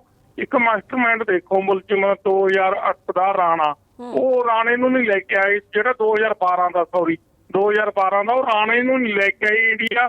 ਉਹ ਜਦੋਂ ਉਹਨਾਂ ਨੂੰ ਪੁੱਛਿਆ ਗਿਆ ਉੱਥੇ ਵੀ ਕਿੱਥੇ ਲੈ ਕੇ ਜਾਓਗੇ, ਕਹਿੰਦੇ ਜੀ ਬੰਬੇ ਦੀ ਜੇਲ੍ਹ 'ਚ ਰੱਖਾਂਗੇ। ਕਹਿੰਦੇ ਬੰਬੇ ਦੀ ਜੇਲ੍ਹ ਤਾਂ ਰੱਖਣ ਦੇ ਕਾਬਲ ਹੀ ਨਹੀਂ ਹੈਗੀ ਇਹਨੂੰ। ਜਦੋਂ ਉਹ ਰਾਣੇ ਵਰਗੇ ਨਹੀਂ ਆ ਸਕੇ ਜੀ, ਗੋਲਡੀ ਬਰਾੜ ਦਾ ਤਾਂ ਆਉਣਾ ਮੇਰੇ ਹਿਸਾਬ ਨਾਲ ਮੁਸ਼ਕਿਲ ਹੀ ਨਹੀਂ, ਨਾਮੁਮਕਿਨ ਹੈ ਜੀ। ਬਾਕੀ ਤੁਸੀਂ ਦੱਸਿਓ ਜੀ, ਤੁਸੀਂ ਸਾਡੇ ਨਾਲ ਜ਼ਿਆਦਾ ਸੁਲਝੇ ਹੋਏ ਜੀ। ਜੀ ਧੰਨਵਾਦ। ਬਹੁਤ ਬਹੁਤ ਧੰਨਵਾਦ ਲਾਲ ਸਿੰਘ ਜੀ, ਤੁਸੀਂ ਸਾਡੇ ਨਾਲ ਜੁੜੇ, ਆਪਣਾ ਪੱਖ ਰੱਖਿਆ। ਸੋ ਦੋ ਕਾਲਰ ਸਾਡੇ ਨਾਲ ਜੁੜੇ ਸੀ। ਬਲਦੀਪ ਜੀ ਕੀ ਕਹਿਣਾ ਚਾਹੋਗੇ? ਮੇਨ ਦੋਨਾਂ ਦਾ ਇਹੀ ਸੀਗਾ ਕਿ ਗੋਲਡੀ ਬਰਾੜ ਇੱਕ ਨਾਮ ਹੈ ਜਿਸ ਦੀ ਹਲੇ ਤੱਕ ਪਛਾਣ ਵੀ ਨਹੀਂ ਹੈ ਕਿ ਕੋਈ ਹੈ ਜਾਂ ਨਹੀਂ ਹੈ। ਜਦੋਂ ਇੱਕ ਪੋਸਟ ਅਪਲੋਡ ਹੁੰਦੀ ਹੈ, ਅੱਧੀ ਪੰਜਾਬੀ 'ਚ ਹੁੰਦੀ ਹੈ ਤੇ ਅੱਧੀ ਹਿੰਦੀ ਦੇ ਵਿੱਚ ਹੁੰਦੀ ਹੈ। ਹਲੇ ਤੱਕ ਸਾਡੀਆਂ ਜਿਹੜੀਆਂ ਅਸੀਂ ਕਹਿੰਦੇ ਜਾਂਚ ਏਜੰਸੀਆਂ ਇਹੀ ਨਹੀਂ ਪਤਾ ਕਰ ਪਾ ਰਹੀਆਂ ਕਿ ਸੋਸ਼ਲ ਮੀਡੀਆ ਤੋਂ ਇਹ ਪੋਸਟਾਂ ਕਿੱਥੋਂ ਵਾਇਰਲ ਹੋ ਰਹੀਆਂ ਨੇ, ਕਿੱਥੋਂ ਅਪਲੋਡ ਹੋ ਰਹੀਆਂ ਨੇ, ਤਾਂ ਕਿਸੇ ਮੁਜਰਮ ਤੱਕ ਪਹੁੰਚ ਪਾਉਣਾ ਤਾਂ ਬਹੁਤ ਦੂਰ ਦੀ ਗੱਲ ਹੈ। ਬਿਲਕੁਲ ਨਵਦੀਪ, ਇਹ ਤਾਂ ਚਲੋ ਬੜੀ ਤਰਾਸਦੀ ਦੀ ਗੱਲ ਹੈ ਵੀ ਪੰਜਾਬ ਦੇ ਵਿੱਚ ਸੋਸ਼ਲ ਮੀਡੀਆ ਪੋਸਟ ਦੇ ਉੱਪਰ ਅਗਰ ਕਿਸੇ ਨੇ ਗਨ ਵਾਲੀ ਫੋਟੋ ਪਾਈ ਹੈ ਉਹਦੇ ਤੇ ਪਰਚਾ ਤਾਂ ਹੋ ਜਾਂਦਾ, ਪਰ ਇਹ ਵੈਰੀਫਾਈ ਨਹੀਂ ਹੋ ਪਾ ਰਿਹਾ ਕਿ ਇਹ ਗੋਲਡੀ ਬਰਾੜ ਦੀ ਅਸਲੀ ਪੋਸਟ ਹੈ ਕਿ ਗੋਲਡੀ ਬਰਾੜ ਵਾਕਈ ਹੈਗਾ ਜਾਂ ਨਕਲੀ ਹੈ ਜਾਂ ਕਿਵੇਂ ਨਹੀਂ। ਉਹ ਇਹ ਤਰਾਸਦੀ ਹੈ, ਆਪਾਂ ਕਹੀਏ ਆਪਣੀ ਜਾਂਚ ਏਜੰਸੀਆਂ ਦੀ ਤਰਾਸਦੀ ਹੈਗੀ ਹੈ। ਤੇ ਦੂਜੇ ਪਾਸੇ ਗੋਲਡੀ ਬਰਾੜ ਜਿਵੇਂ ਜ਼ਿਕਰ ਕਰ ਰਹੇ ਸੀ ਸਾਡੇ ਕਈ ਕਾਲਰ ਕਿ ਗੋਲਡੀ ਬਰਾੜ ਦਾ ਇੱਥੇ ਆਉਣਾ ਪੋਸੀਬਲ ਹੈ ਜਾਂ ਨਹੀਂ ਹੈਗਾ, ਜਾਂ ਜਿਵੇਂ ਕਾਲਰ ਲਾਲ ਸਿੰਘ ਬੁਢਲਾਡਾ ਜੀ ਕਹਿ ਰਹੇ ਸੀ ਕਿ ਸ਼ਾਇਦ ਪੋਸੀਬਲ ਹੀ ਨਹੀਂ ਹੈ ਵੀ ਉਹਨੂੰ ਲੈ ਕੇ ਆ ਸਕਣ, ਕਿਉਂਕਿ ਪਹਿਲਾਂ ਦੇ ਅਜਿਹੇ ਕਈ ਕੇਸ ਹੈਗੇ ਨੇ। ਤਾਂ ਉਹ 'ਚ ਦੇਖੋ ਬਿਲਕੁਲ ਕਲੀਅਰ ਹੈ। ਦੇਖੋ ਨਵਦੀਪ, ਜਦੋਂ ਵੀ ਕੋਈ ਮੁਜਰਮ ਨੂੰ ਕਿਸੇ ਦੂਜੇ ਮੁਲਕ ਤੋਂ ਲੈ ਕੇ ਆਉਣਾ ਹੁੰਦਾ ਤਾਂ ਉਹਦੇ 'ਚ ਸਭ ਤੋਂ ਪਹਿਲੀ ਗੱਲ ਤਾਂ ਇਹ ਹੈ ਕਿ ਟਰਾਇਲ ਉੱਥੇ ਚੱਲੇਗਾ। ਇੱਥੇ ਵਾਲੇ ਟਰਾਇਲ ਦਾ ਤਾਂ ਹਲੇ ਉਹ ਜਦੋਂ ਇੱਥੇ ਆਏਗਾ ਫਿਰ ਫੇਸ ਕਰੇਗਾ ਨਾ। ਸਭ ਤੋਂ ਪਹਿਲਾਂ ਤਾਂ ਟਰਾਇਲ ਉਹਦਾ ਉੱਥੇ ਚੱਲਣਾ, ਉੱਥੇ ਦੀ ਸਰਕਾਰ ਟਰਾਇਲ ਚਲਾਏਗੀ ਕਿ ਵਾਕਈ ਇਹ ਜਿਹੜਾ ਜਿਹਨੂੰ ਭਾਰਤ ਮੁਜਰਮ ਦੱਸ ਰਿਹਾ ਹੈ ਕਿ ਇਹ ਵਾਕਈ ਇਹਦੇ ਕਿਸੇ ਚੀਜ਼ ਦੇ ਵਿੱਚ ਇਨਵੋਲਵਮੈਂਟ ਹੈਗੀ ਹੈ ਜਾਂ ਨਹੀਂ ਹੈਗੀ ਹੈ। ਪਹਿਲਾਂ ਭਾਰਤ ਸਰਕਾਰ ਨੂੰ ਸਮਝ ਲਓ ਇੱਕ ਪੂਰੇ ਦਾ ਪੂਰਾ ਕੇਸ ਉੱਥੇ ਲੜਨਾ ਪਏਗਾ, ਅਮਰੀਕਾ ਦੇ ਵਿੱਚ ਜਾਂ ਕੈਨੇਡਾ ਦੇ ਵਿੱਚ। ਅਗਰ ਉਹਨੂੰ ਹਵਾਲਗੀ ਉੱਥੇ ਹੋ ਜਾਂਦੀ ਹੈ ਉਹਦੀ, ਜਾਂ ਅਮਰੀਕਾ ਦੇ ਵਿੱਚ ਹੁੰਦੀ ਹੈ, ਤਾਂ ਇੱਕ ਪੂਰੇ ਦਾ ਪੂਰਾ ਆਪਾਂ ਕੇਸ ਕਹਿ ਲਈਏ ਕਿ ਉੱਥੇ ਲੜਨਾ ਪਏ। ਸਭ ਤੋਂ ਪਹਿਲੀ ਗੱਲ ਤਾਂ ਇਹ ਹੈ ਕਿ ਉੱਥੇ ਟਰਾਇਲ ਚਲਾਉਣ ਦੇ ਲਈ, ਉੱਥੇ ਕੇਸ ਚਲਾਉਣ ਦੇ ਲਈ, ਅਮਰੀਕਾ ਦੇ ਵਿੱਚ ਉਹਨੂੰ ਕਟਹਿਰੇ 'ਚ ਖੜਾ ਕਰਨ ਦੇ ਲਈ ਗੋਲਡੀ ਬਰਾੜ ਨੂੰ, ਅਗਰ ਉਹ ਐਗਜ਼ਿਸਟ ਕਰਦਾ, ਅਗਰ ਉਹ ਹੈਗਾ ਜਿਵੇਂ ਆਪਾਂ ਗੱਲ ਕਰ ਰਹੇ ਹਾਂ, ਉੱਥੇ ਉਹਦੇ ਉੱਪਰ ਟਰਾਇਲ ਚਲਾਉਣ ਦੇ ਲਈ ਭਾਰਤ ਨੂੰ ਇੰਨੇ ਕੁ ਪੁਖਤਾ ਸਬੂਤ ਦੇਣੇ ਪੈਣਗੇ ਵੀ ਹਾਂ ਉਹਦੇ ਉੱਪਰ ਟਰਾਇਲ ਚੱਲੇ ਉਸ ਜਗ੍ਹਾ ਦੇ ਉੱਪਰ।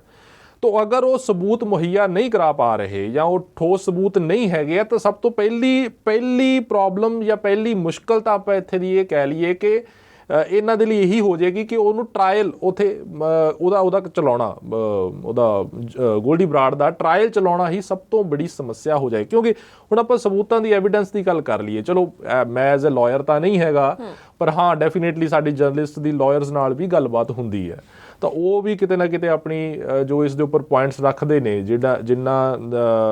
ਜਿੰਨਾ ਕੋ ਜਾਣਦੇ ਨੇ ਇਸ ਚੀਜ਼ ਦੇ ਬਾਰੇ, ਜਿਹੜੇ ਖਾਸ ਤੌਰ ਤੇ ਐਕਸਟ੍ਰੈਡੀਸ਼ਨ ਦੇ ਕੇਸ ਹੁੰਦੇ ਨੇ ਕਿ ਬਾਹਰੋਂ ਜਿਹੜੇ ਮੁਜਰਮ ਨੂੰ ਕਿਸੇ ਨੂੰ ਲੈ ਕੇ ਆਉਣਾ। ਹਾਲ ਦੀ ਘੜੀ ਤੱਕ ਐਵੀਡੈਂਸ ਇੰਨਾ ਹੀ ਹੈ ਵੀ ਸਾਡੇ ਕੋਲ ਇੱਕ ਪੋਸਟ ਹੈ ਜਿਹੜੀ ਗੋਲਡੀ ਬਰਾੜ ਨੇ ਸਿੱਧੂ ਮੂਸੇਵਾਲਾ ਕਤਲ ਤੋਂ ਬਾਅਦ ਜਿਹੜੀ ਪਾਈ ਸੀ ਕਿ ਇਹ ਜਿਹੜਾ ਸਿੱਧੂ ਮੂਸੇਵਾਲਾ ਦਾ ਕਤਲ ਹੈ ਜਿਹੜਾ ਉਹ ਅਸੀਂ ਕਰਵਾਇਆ, ਲਾਰੈਂਸ ਬਿਸ਼ਨੋਈ ਗੈਂਗ ਨੇ ਕਰਵਾਇਆ, ਸਾਡੇ ਬੰਦਿਆਂ ਨੇ ਕਰਵਾਇਆ ਹੈਗਾ।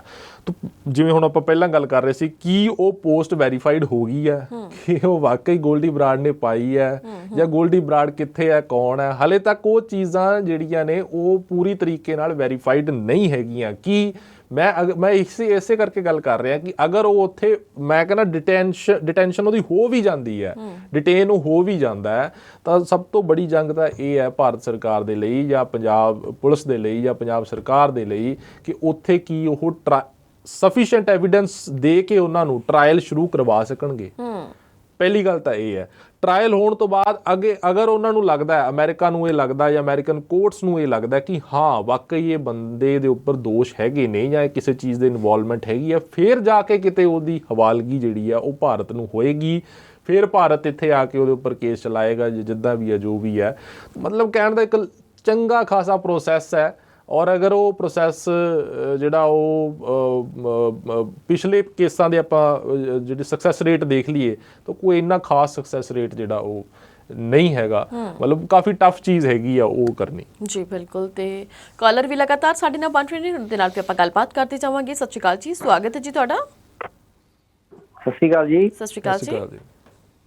ਅੱਛਾ, ਮੈਂ ਤਾਂ ਇਹ ਸੋਚ ਰਿਹਾ ਸੀਗਾ ਜੀ, ਕਿਉਂਕਿ ਜਿਹੜਾ ਗੋਡੀ ਨੂੰ ਕ੍ਰੀਏਟ ਕੀਤਾ ਗਿਆ ਜਿੱਦਾਂ, ਤੇ ਗੋਡੀ ਵੱਲੋਂ ਪੋਸਟਾਂ ਪਾਈਆਂ ਗਈਆਂ ਸੀਗੀਆਂ, ਜੋ ਵੀ ਹੋਇਆ ਮੀਡੀਆ ਜਿਹੜਾ ਸੋਸ਼ਲ ਮੀਡੀਆ ਆ, ਸੋ ਉਸ ਨੂੰ ਦੇਖ ਕੇ ਜੇ ਇੰਡੀਆ ਦੇ ਵਿੱਚ ਉਹਨਾਂ ਨੇ ਇੱਥੋਂ ਬੰਦਾ ਕ੍ਰੀਏਟ ਕਰ ਦਿੰਦੇ, ਇੰਡੀਆ ਦੀ ਗਵਰਨਮੈਂਟ ਜਾਂ ਇੰਡੀਆ ਦੀ ਏਜੰਸੀਆਂ NIA ਰॉ ਜਾਂ ਕੋਈ ਵੀ ਇਹੋ ਜਿਹੇ ਕੰਮ ਕਰਾਉਂਦੀ ਆ, ਤੇ ਉਹ ਬੰਦੇ ਨੂੰ ਕ੍ਰੀਏਟ ਕਰ ਦਿੰਦੀ ਆ। ਅਮਰੀਕਾ 'ਚ ਪਹਿਲਾਂ ਕੈਨੇਡਾ 'ਚ ਕਰ ਦਿੰਦੀ ਆ, ਫਿਰ ਅਮਰੀਕਾ 'ਚ ਕਰ ਦਿੰਦੀ ਜੀ ਉਹ ਬੰਦੇ ਨੇ ਆਹ ਕੀਤਾ ਜੀ, ਇਹਨੇ ਆਹ ਕੀਤਾ, ਤੇ ਉਹ ਜਿਹੜਾ ਉਹਨਾਂ ਦਾ ਸਟਰੋਂਗ ਕੇਸ ਜਿਹੜਾ ਹੁੰਦਾ ਉਹ ਹੁਣ ਇਹ ਇੱਕ ਤਰ੍ਹਾਂ ਦਾ ਕ੍ਰੀਏਟ ਕੀਤਾ ਗਿਆ ਬੰਦਾ।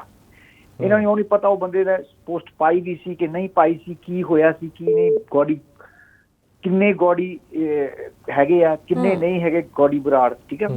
ਸੋ ਇਹ ਜਿਹੜੀਆਂ ਚੀਜ਼ਾਂ ਨੇ ਨਾ, ਇਹ ਮੀਡੀਆ ਵੀ ਇਹਦੇ 'ਚ ਜ਼ਿੰਮੇਵਾਰ ਹੈ, ਸੋਸ਼ਲ ਮੀਡੀਆ ਵੀ ਜ਼ਿੰਮੇਵਾਰ ਹੈ, ਤੇ ਜਿਹੜੇ ਕ੍ਰੀਏਟ ਕਰਦੇ ਆ ਉਹ ਇਦਾਂ ਚੱਲਦਾ ਜੀ ਕੰਮ। ਜੀ ਬਿਲਕੁਲ ਜੀ, ਬਹੁਤ ਬਹੁਤ ਧੰਨਵਾਦ, ਤੁਸੀਂ ਸਾਡੇ ਨਾਲ ਜੁੜੇ, ਆਪਣਾ ਪੱਖ ਰੱਖਿਆ। ਅਗਲੇ ਕਾਲਰ ਦੇ ਨਾਲ ਵੀ ਪੜਾਂਗੇ ਜੀ। ਸਤਿ ਸ਼੍ਰੀ ਅਕਾਲ, ਸਵਾਗਤ ਹੈ ਤੁਹਾਡਾ। ਹੈਲੋ, ਸਤਿ ਸ੍ਰੀ ਅਕਾਲ ਜੀ, ਸਤਿ ਸ਼੍ਰੀ ਅਕਾਲ ਮੈਂ ਬੋਲਦਾ ਲਾਸ ਐਂਜਲਸ ਤੋਂ ਜੀ। ਸਵਾਗਤ ਹੈ ਜੀ ਤੁਹਾਡਾ। ਹਾਂਜੀ, ਪਹਿਲੀ ਗੱਲ ਤਾਂ ਜੀ ਮੇਰਾ ਇਹ ਕਹਿਣਾ ਹੈ ਵੀ ਦੂਜਾ ਵੀ ਮੁੱਖ ਮੰਤਰੀ ਦਾ ਪੰਜਾਬ ਦੇ ਦਾ ਜਿਹੜਾ ਬਿਆਨ ਦੇਣਾ ਇੱਕ ਬਚਕਾਨਾ ਜਿਹਾ ਬਿਆਨ ਵੀ ਮੇਰਾ ਖਿਆਲ ਹੈ ਵੀ ਉਹਦੇ ਆਪਦੇ ਵੀ ਰਿਸ਼ਤੇਦਾਰ ਇੱਥੇ ਰਹਿੰਦੇ ਆ ਜੀ ਅਮਰੀਕਾ 'ਚ ਜੀ, ਵੀ ਅਮਰੀਕਾ 'ਚ ਬਹੁਤ ਸਾਰੇ ਕਾਨੂੰਨੀ ਹੈਗੀਆਂ ਜੀ। ਇਹ ਗੱਲ ਤਾਂ ਆਪਾਂ ਕੋਈ ਨਹੀਂ, ਆਪਾਂ ਵੀ ਨਹੀਂ ਜਾਣਦੇ ਚੰਗੀ ਤਰ੍ਹਾਂ। ਮੇਰਾ ਖਿਆਲ ਸਾਨੂੰ ਵੀ ਇੱਥੇ 40 ਸਾਲ ਹੋ ਗਏ ਜੀ, 45 ਸਾਲ। ਇਹ ਕੰਮ ਹੈਗਾ ਕ੍ਰਿਮੀਨਲ ਜਿਹੜੇ ਲਾਇਰ ਨੇ ਕ੍ਰਿਮੀਨਲ ਜਸਟਿਸ ਦੇ, ਉਹਨਾਂ ਨੂੰ ਇਹਨਾਂ ਦਾ ਪਿੱਛੇ ਦਾ ਪਤਾ ਸਾਰਾ ਕੁਛ। ਬਾਕੀ ਸਾਰੀ ਗੱਲ ਮੇਰਾ ਖਿਆਲ ਕੁੱਕੀ ਗਿੱਲ ਨੇ ਜੀ, ਰਣਜੀਤ, ਉਹਨੇ ਸਾਰੀ ਵਿਆਖਿਆ ਕੱਢੀ। ਉਹ ਇੱਥੋਂ ਗਿਆ ਹੋਇਆ, ਉਹਨੇ ਦੱਸਿਆ ਵੀ ਅਸੀਂ ਵੀ ਇੱਥੇ ਰਹਿੰਦੇ ਹਾਂ ਬਾਈ ਜੀ, ਪਰ ਨਾ ਜਿਹੜੇ ਇੱਥੋਂ ਦੇ ਕਾਨੂੰਨ ਆ ਉਹਦੇ ਮੁਤਾਬਕ ਪਹਿਲੀ ਗੱਲ ਹਜੇ ਪੁਸ਼ਟੀ ਨਹੀਂ ਹੋਈ। ਫਿਰ ਡਿਟੇਨ ਹੋਇਆ। ਡਿਟੇਨ ਤਾਂ ਜੀ ਉਹ ਇਹ ਵੀ ਸੁਣਦੇ ਆ ਵੀ ਉਹਨੇ ਪੋਲੀਟੀਕਲ ਸਟੇ ਲੈਣ ਦੀ ਕੋਸ਼ਿਸ਼ ਕੀਤੀ, ਇਮੀਗ੍ਰੇਸ਼ਨ ਡਿਟੇਨ ਕਰ ਸਕਦੀ ਹੈ, ਉਹ ਵੱਖਰਾ ਮਸਲਾ। ਹਜੇ ਇਹ ਨਹੀਂ ਪਤਾ ਵੀ ਉਹ ਰੈੱਡ ਜਿਹੜਾ ਕਾਰਨਰ ਅਲਰਟ ਹੋਇਆ ਉਹਦੇ ਲਈ ਚਾਹੀਦਾ, ਉਹਦੀ ਖਾਤਰ ਡਿਟੇਨ ਹੋਇਆ ਜਾ ਰਿਹਾ। ਹਜੇ ਅਰੈਸਟ ਦੀ ਤਾਂ ਆਈ ਨਹੀਂ ਰਹੀ ਗੱਲ। ਮੁੱਖ ਮੰਤਰੀ ਨੇ ਪਤਾ ਨਹੀਂ ਜੀ, ਮੈਨੂੰ ਤਾਂ ਲੱਗਦਾ ਇਹਨਾਂ ਦੀ ਜ਼ੁਬਾਨ ਕਿਵੇਂ ਫਿਸਲ ਜਾਂਦੀ ਹੈ, ਕਿਵੇਂ ਕੰਟਰੋਲ ਨਹੀਂ ਰੱਖਦੇ। ਮੇਰਾ ਖਿਆਲ ਇਹ ਚੋਣਾਂ ਚਾਣਾਂ 'ਚ ਗਏ ਹੋਏ ਆ, ਉਹ ਜੁਮਲੇਬਾਜ਼ੀ ਹੋਏ ਸਮਝ ਗਏ, ਪਤਾ ਨਹੀਂ ਵੀ ਉੱਥੇ ਇਹਦਾ ਸਾਨੂੰ ਫਾਇਦਾ ਮਿਲ ਜੂ, ਅਸੀਂ ਪੰਜਾਬ 'ਚ ਜੀ ਗੈਂਗਸਟਰ ਖਤਮ ਕਰਤੇ। ਅਸੀਂ ਵੀ ਸੁਣ ਰਹੇ ਹਾਂ ਸਾਰੀ ਗੱਲ ਜੀ, ਤੇ ਵੀ ਗੈਂਗਸਟਰ ਖਤਮ ਹੋ ਗਏ ਉੱਥੇ ਤਾਂ ਜੀ, ਅਸੀਂ ਤਾਂ ਗੋਲਡੀ ਵੀ ਫੜ ਲਿਆ। ਮੈਨੂੰ ਲੱਗਦਾ ਹਜੇ ਉਹ ਰੌਂ 'ਚ, ਵੋਟਾਂ ਦੇ ਰੌਂ 'ਚ ਹੀ ਹੈ। ਅਸਲੀ ਗੱਲ 'ਚ ਕਾਨੂੰਨੀ ਕਾਰਵਾਈ ਦੇ ਪਤਾ ਨਹੀਂ ਉਹਨਾਂ ਨੂੰ। ਇੱਥੇ ਬਾਈ ਜੀ ਬੜਾ ਚਿਰ ਲੱਗ ਜਾਣਾ ਹੈ। ਇਹ ਉਹ ਜੋ ਪੋਲੀਟੀਕਲ ਸਟੇ ਵੀ ਲੈ ਲਈ, ਫਿਰ ਉਹਨੂੰ ਇੱਥੋਂ ਡਿਪੋਰਟ ਕਰਨਾ ਵੀ ਔਖਾ ਹੋ ਜਾਣਾ, ਕਿਉਂਕਿ ਉਹ ਇੰਡੀਆ ਤਾਂ ਹੈ ਨਹੀਂ ਬਾਈ ਜੀ। ਵੇਖੋ ਤੁਸੀਂ, ਇੱਕ ਉਦਾਹਰਨ ਹੈ, ਬਿਨ ਲਾਦਨ ਦੁਨੀਆ ਦਾ ਸਭ ਤੋਂ ਵੱਡਾ ਮੋਸਟ ਵਾਂਟਡ ਸੀਗਾ ਟੈਰਰਿਸਟ, ਵੀ ਉਹ ਪਾਕਿਸਤਾਨ 'ਚ ਜਾ ਕੇ ਰਿਹਾਈਡ ਕੀਤਾ। ਅਫਗਾਨਿਸਤਾਨ ਹੁੰਦਾ, ਇਹਨਾਂ ਨੂੰ ਪਤਾ ਸੀ ਅਮਰੀਕਾ ਵਾਲਿਆਂ ਨੂੰ, ਪਾਕਿਸਤਾਨ ਦੇ ਜ਼ੋਰ, ਪਾਕਿਸਤਾਨ ਨੇ ਆਪਦੇ ਹੱਥੀਂ ਉਹਨੂੰ ਸਰੈਂਡਰ ਨਹੀਂ ਕੀਤਾ। ਇਹਨਾਂ ਨੇ ਜ਼ਰੂਰ ਜਾ ਕੇ ਉੱਥੇ ਕਾਰਵਾਈ ਕੀਤੀ ਤੇ ਉਹਨੂੰ ਉੱਥੇ ਇੱਕ ਮਾਰਿਆ, ਕਿਲ ਕੀਤਾ, ਪਰ ਉਹਨਾਂ ਨੇ ਸਰੈਂਡਰ ਨਹੀਂ ਕੀਤਾ। ਐਡੀ ਵੱਡੀ ਤਾਕਤ ਦੇ ਮੂਹਰੇ ਤੁਸੀਂ ਦੁਨੀਆ ਦੀ, ਬਿਨ ਲਾਦਨ ਦੀ ਜਾਂ ਸਦਾਮ ਹੁਸੈਨ ਸੀ, ਉਹਨੂੰ ਇਹ ਫੜ ਕੇ ਲਿਆਉਣਾ ਚਾਹੁੰਦੇ, ਪਰ ਉੱਥੇ ਹੀ ਇਹਨਾਂ ਨੂੰ ਮਾਰਨਾ ਪਿਆ। ਇਹ ਤਾਂ ਗੱਲਾਂ ਐਵੇਂ ਥੋੜੀਆਂ ਜਿਹੀਆਂ ਐਵੇਂ ਗੱਲਾਂ ਛੱਡੀ ਤੁਰੇ ਜਾਂਦੇ ਆ। ਕਾਨੂੰਨੀ ਕਾਰਵਾਈ ਜਿਹੜੀ ਐਕਸਟ੍ਰਾਡਿਕਸ਼ਨ ਦੀ ਗੱਲ ਕਰਦੇ ਆ, ਜ਼ਰੂਰ ਲਾ, ਪਰ ਉਹਦੇ ਲਾ ਝੜਕੇ ਵੀ ਬਹੁਤ ਨੇ, ਮੋਰੀਆਂ ਬਹੁਤ ਨੇ। ਇਹ ਅਮਰੀਕਾ ਜੀ, ਇਹ ਕਿਹੜਾ ਬਠਿੰਡੇ ਵਾਲੀ ਜੇਲ੍ਹ ਹੈ ਜਾਂ ਬਠਿੰਡੇ ਵਾਲੇ ਕਾਨੂੰਨ ਹੈ ਇੱਥੇ। ਸੋ ਇਹਨੂੰ ਥੋੜੇ ਜਿਹੇ ਬਚ ਕੇ ਬਿਆਨ ਦੇਣੇ ਚਾਹੀਦੇ ਆ, ਸਮਝਣਾ ਐਵੇਂ ਨਹੀਂ, ਮਾਈਲੇਜ ਨਹੀਂ ਖੱਟਣੀ ਚਾਹੀਦੀ ਮੇਰੇ ਹਿਸਾਬ ਨਾਲ। ਜੋ ਹੋਣਾ ਪ੍ਰਕਿਰਿਆ ਲੰਬੀ ਹੋਊਗੀ, ਜੇ ਕਰ ਸੱਦ ਸਕਦੇ ਆ, ਪਰ ਪ੍ਰੂਫ ਪੇਸ਼ ਕਰਨੇ ਅਦਾਲਤ ਦੇ ਮੂਹਰੇ, ਅਮਰੀਕਾ ਦੇ ਮੂਹਰੇ ਬੜੇ ਔਖੇ ਆ। ਇੱਥੋਂ ਦੀ FBI ਐਵੇਂ ਛੇਤੀ ਜਾਣਕਾਰੀ ਜਾਂ ਹੋਮਲੈਂਡ ਸਿਕਿਉਰਿਟੀ ਛੇਤੀ ਨਹੀਂ ਦਿੰਦੀ ਬਾਈ ਜੀ। ਸਾਡਾ ਵੀ ਇੱਥੇ ਵਾਪ ਕਾਫੀ ਦੇਰ ਦਾ। ਬਹੁਤ ਸਾਰੇ ਕਾਲਰ ਸਾਡੇ ਨਾਲ ਜੁੜੇ ਜਿਨ੍ਹਾਂ ਨੇ ਕਿਹਾ ਕਿ ਗੋਲਡੀ ਬਰਾੜ ਕੋਈ ਹੈ ਵੀ ਹੈ ਜਾਂ ਨਹੀਂ ਹੈ। ਜਾਂਚ ਏਜੰਸੀਆਂ ਸ਼ਾਇਦ ਇਸ ਕੇਸ ਨੂੰ ਉਲਝਾਉਣ ਦੇ ਲਈ ਵੀ ਬਹੁਤ ਕੁਝ ਕਰ ਸਕਦੀਆਂ ਨੇ, ਕੋਈ ਵੀ ਬੰਦਾ ਕ੍ਰੀਏਟ ਕਰ ਸਕਦੀਆਂ ਨੇ। ਤਾਂ ਹਾਲੇ ਇੱਕ ਹਊਆ ਬਣਿਆ ਹੋਇਆ, ਪਰ ਉੱਥੇ ਹੀ ਜੇ ਗੱਲ ਕੀਤੀ ਜਾਵੇ ਸਿੱਧੂ ਮੂਸੇਵਾਲੇ ਦੇ ਮਾਪਿਆਂ ਦੀ, ਤਾਂ ਉਹ ਮਾਪੇ 6 ਮਹੀਨਿਆਂ ਤੋਂ ਵੱਧ ਦਾ ਸਮਾਂ ਹੋ ਗਿਆ, ਉਹ ਵਿਚਾਰੇ ਕਿੱਥੇ ਕਿੱਥੇ ਭਟਕ ਰਹੇ ਨੇ। ਪੰਜਾਬ ਸਰਕਾਰ ਦੇ ਨਾਲ ਬਹੁਤ ਮੁਲਾਕਾਤਾਂ ਕਰ ਲਈਆਂ, ਪੁਲਿਸ ਵਾਲਿਆਂ ਦੇ ਨਾਲ ਬਹੁਤ ਮੁਲਾਕਾਤਾਂ ਕਰ ਲਈਆਂ, ਹੁਣ ਤਾਂ ਵਿਦੇਸ਼ੀ ਮੁਲਕਾਂ ਦੇ ਵਿੱਚ ਵੀ ਜਾ ਕੇ ਉੱਥੇ ਵੀ ਮੁਲਾਕਾਤਾਂ ਕਰ ਕਰਕੇ ਆ ਰਹੇ ਨੇ ਵੀ ਸ਼ਾਇਦ ਸਾਡੇ ਪੁੱਤ ਨੂੰ ਮਾਰ ਮੁਕਾਉਣ ਵਾਲੇ ਬੰਦੇ ਦਾ ਕੁਝ ਪਤਾ ਲੱਗ ਸਕੇ। ਤੇ ਹੁਣ ਜਿਹੜੀ ਖਬਰ ਹੈ ਉਹ ਤਾਂ ਇਹ ਵੀ ਹੈ ਕਿ ਉਹਨਾਂ ਨੇ ਸਰਕਾਰ ਨੂੰ ਅਪੀਲ ਕੀਤੀ ਹੈ ਕਿ 2 ਕਰੋੜ ਰੁਪਏ ਦਾ ਇਨਾਮ ਰੱਖਿਆ ਜਾਵੇ ਤੇ ਮੈਂ ਆਪਣੀ ਜ਼ਮੀਨ ਜਾਇਦਾਦ ਵੇਚ ਕੇ 2 ਕਰੋੜ ਰੁਪਇਆ ਆਪ ਦੇਵਾਂਗਾ। ਬਲਕੌਰ ਸਿੰਘ ਵੱਲੋਂ ਇਹ ਬਿਆਨ ਹੈ ਜਿਹੜਾ ਉਹ ਦਿੱਤਾ ਗਿਆ। ਬਲਦੀਪ ਜੀ ਕੀ ਕਹਿਣਾ ਚਾਹੁੰਦੇ? ਬਿਲਕੁਲ ਨੰਦੀਪ, ਇਹ ਤਾਂ ਜਿਹੜੀ ਉਹਨਾਂ ਨੇ ਅਪੀਲ ਕੀਤੀ ਹੈ ਸਰਕਾਰ ਨੂੰ ਕਿ ਸਰਕਾਰ ਜਿਹੜਾ 2 ਕਰੋੜ ਦਾ ਇਨਾਮ ਜਿਹੜਾ ਰੱਖੇ। ਨਾਲ ਦੀ ਨਾਲ ਉਹਨਾਂ ਨੇ ਇੱਕ ਉਦਾਹਰਣ ਹੀ ਦਿੱਤੀ ਸੀ ਕਿ ਪਿਛਲੇ ਦਿਨੀ ਇੱਕ ਆਸਟ੍ਰੇਲੀਆ ਦੇ ਵਿੱਚ ਇੱਕ ਮਹਿਲਾ ਦਾ ਕਤਲ ਹੋਇਆ ਸੀ, ਔਰ ਉਸ ਦੇ ਵਿੱਚ ਜੋ ਸ਼ਖਸ ਲੋੜਿੰਦਾ ਸੀ, ਪੰਜਾਬ ਨਾਲ ਸੰਬੰਧਿਤ ਸੀ ਉਹ ਸ਼ਖਸ, ਉਸ ਦੇ ਉੱਪਰ $1 ਮਿਲੀਅਨ ਦਾ ਆਸਟ੍ਰੇਲੀਅਨ ਗਵਰਨਮੈਂਟ ਨੇ ਇਨਾਮ ਰੱਖਿਆ ਹੋਇਆ ਸੀ, ਔਰ ਉਸ ਦੀ ਜਿਹੜੀ ਹੈ ਗ੍ਰਿਫਤਾਰੀ ਉਹ ਦਿੱਲੀ ਤੋਂ ਹੋਈ ਸੀ ਪਿਛਲੇ ਦਿਨੀ। ਤਾਂ ਇਸ ਚੀਜ਼ ਦੀ ਉਹਨਾਂ ਨੇ ਹਵਾਲਗੀ ਦਿੱਤੀ ਹੈ ਕਿ ਅਗਰ ਉਸ ਦੀ ਗ੍ਰਿਫਤਾਰੀ ਹੋ ਸਕਦੀ ਹੈ ਤਾਂ ਗੋਲਡੀ ਬਰਾੜ ਦੇ ਉੱਪਰ ਵੀ ਇਨਾਮ ਰੱਖਿਆ ਜਾਵੇ, ਔਰ ਫਿਰ ਜਿਹੜਾ ਉਹ ਕੋਈ ਅਗਰ ਸ਼ਖਸ ਸੂਹ ਦਿੰਦਾ ਹੈਗਾ ਗੋਲਡੀ ਬਰਾੜ ਦੀ ਤਾਂ ਉਸ ਨੂੰ ਜਿਹੜਾ 2 ਕਰੋੜ ਰੁਪਇਆ ਜਿਹੜਾ ਉਹ ਦਿੱਤਾ ਜਾਏਗਾ। ਨਾਲ ਦੀ ਨਾਲ ਉਹਨਾਂ ਨੇ ਇਹ ਕਿਹਾ ਕਿ ਅਗਰ ਸਰਕਾਰ ਕਾਬਿਲ ਨਹੀਂ ਹੈਗੀ, ਅਗਰ ਸਰਕਾਰ ਨਹੀਂ ਦੇ ਸਕਦੀ ਜਾਂ ਸਰਕਾਰ ਕੋਲ ਇੰਨਾ ਫੰਡ ਨਹੀਂ ਹੈ ਤਾਂ ਖੁਦ ਆਪਣੀ ਜ਼ਮੀਨ ਵੇਚ ਕੇ ਉਹ 2 ਕਰੋੜ ਰੁਪਇਆ ਜਿਹੜਾ ਉਹ ਦੇਣਗੇ। ਪਰ ਉਹਨਾਂ ਦੀ ਇਹ ਗੱਲ ਕਹਿਣੀ, ਮੈਂ ਇਹ ਕਹਿ ਸਕਦਾ ਕਿ ਸਰਕਾਰ ਦੇ ਲਈ ਬੜੀ ਸ਼ਰਮਨਾਕ ਗੱਲ ਹੈਗੀ ਹੈ ਕਿ ਹਾਲ ਦੀ ਘੜੀ ਤੱਕ ਅਗਰ ਸਰਕਾਰ ਇਹ ਮੰਨਦੀ ਹੈ, ਪਹਿਲਾਂ ਤਾਂ ਚਲੋ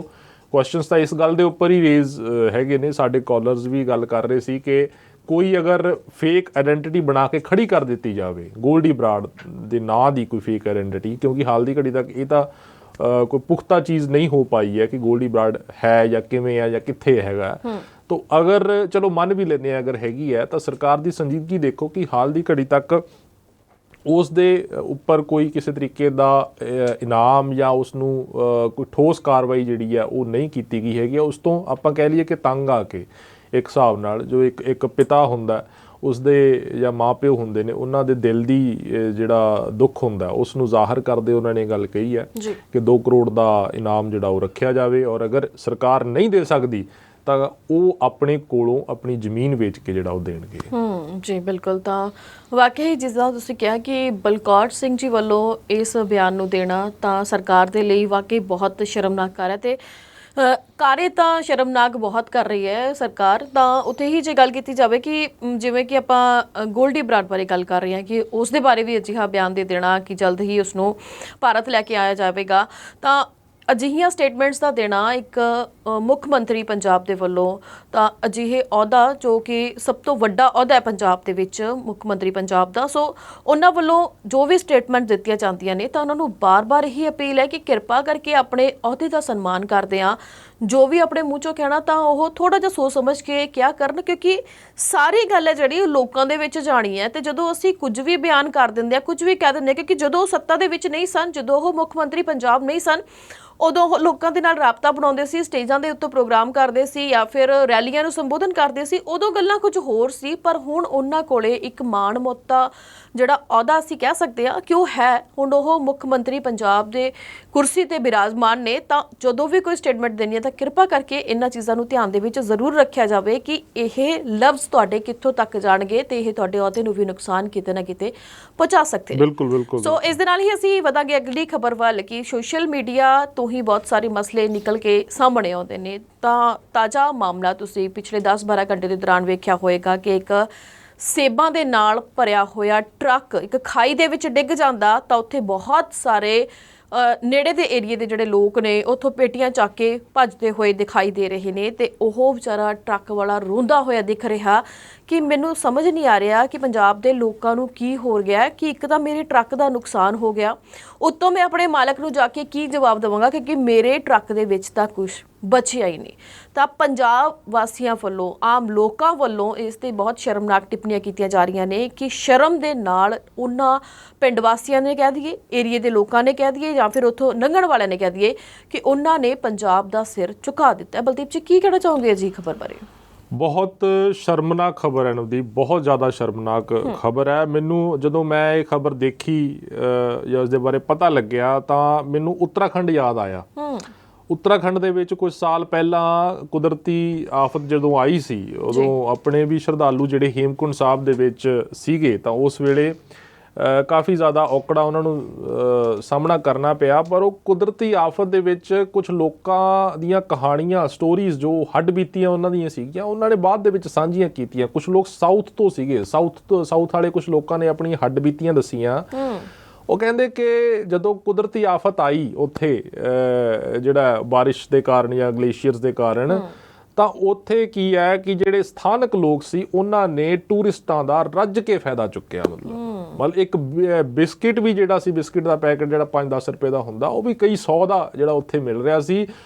ਇੱਥੇ ਤੱਕ ਹੀ ਬੱਸ ਨਹੀਂ ਹੋਈ, ਇੱਕ ਸਾਊਥ ਦਾ ਟੂਰਿਸਟ ਸੀ, ਉਹਨੇ ਬਕਾਇਦਾ ਤੌਰ ਇਹ ਗੱਲ ਕਹੀ, ਕਹਿੰਦਾ ਕਿ ਉਸ ਜਗ੍ਹਾ ਦੇ ਉੱਪਰ ਜਿਹੜੇ ਟੂਰਿਸਟ ਫਸੇ ਹੋਏ ਸੀ ਉੱਤਰਾਖੰਡ ਦੇ ਵਿੱਚ, ਉਹਨਾਂ ਦੇ ਨਾਲ ਜਿਹੜੀਆਂ ਔਰਤਾਂ ਸੀ ਉਹਨਾਂ ਦਾ ਵੀ ਸਰੀਰਕ ਸ਼ੋਸ਼ਣ ਜਿਹੜਾ ਉੱਥੇ ਕੀਤਾ ਗਿਆ।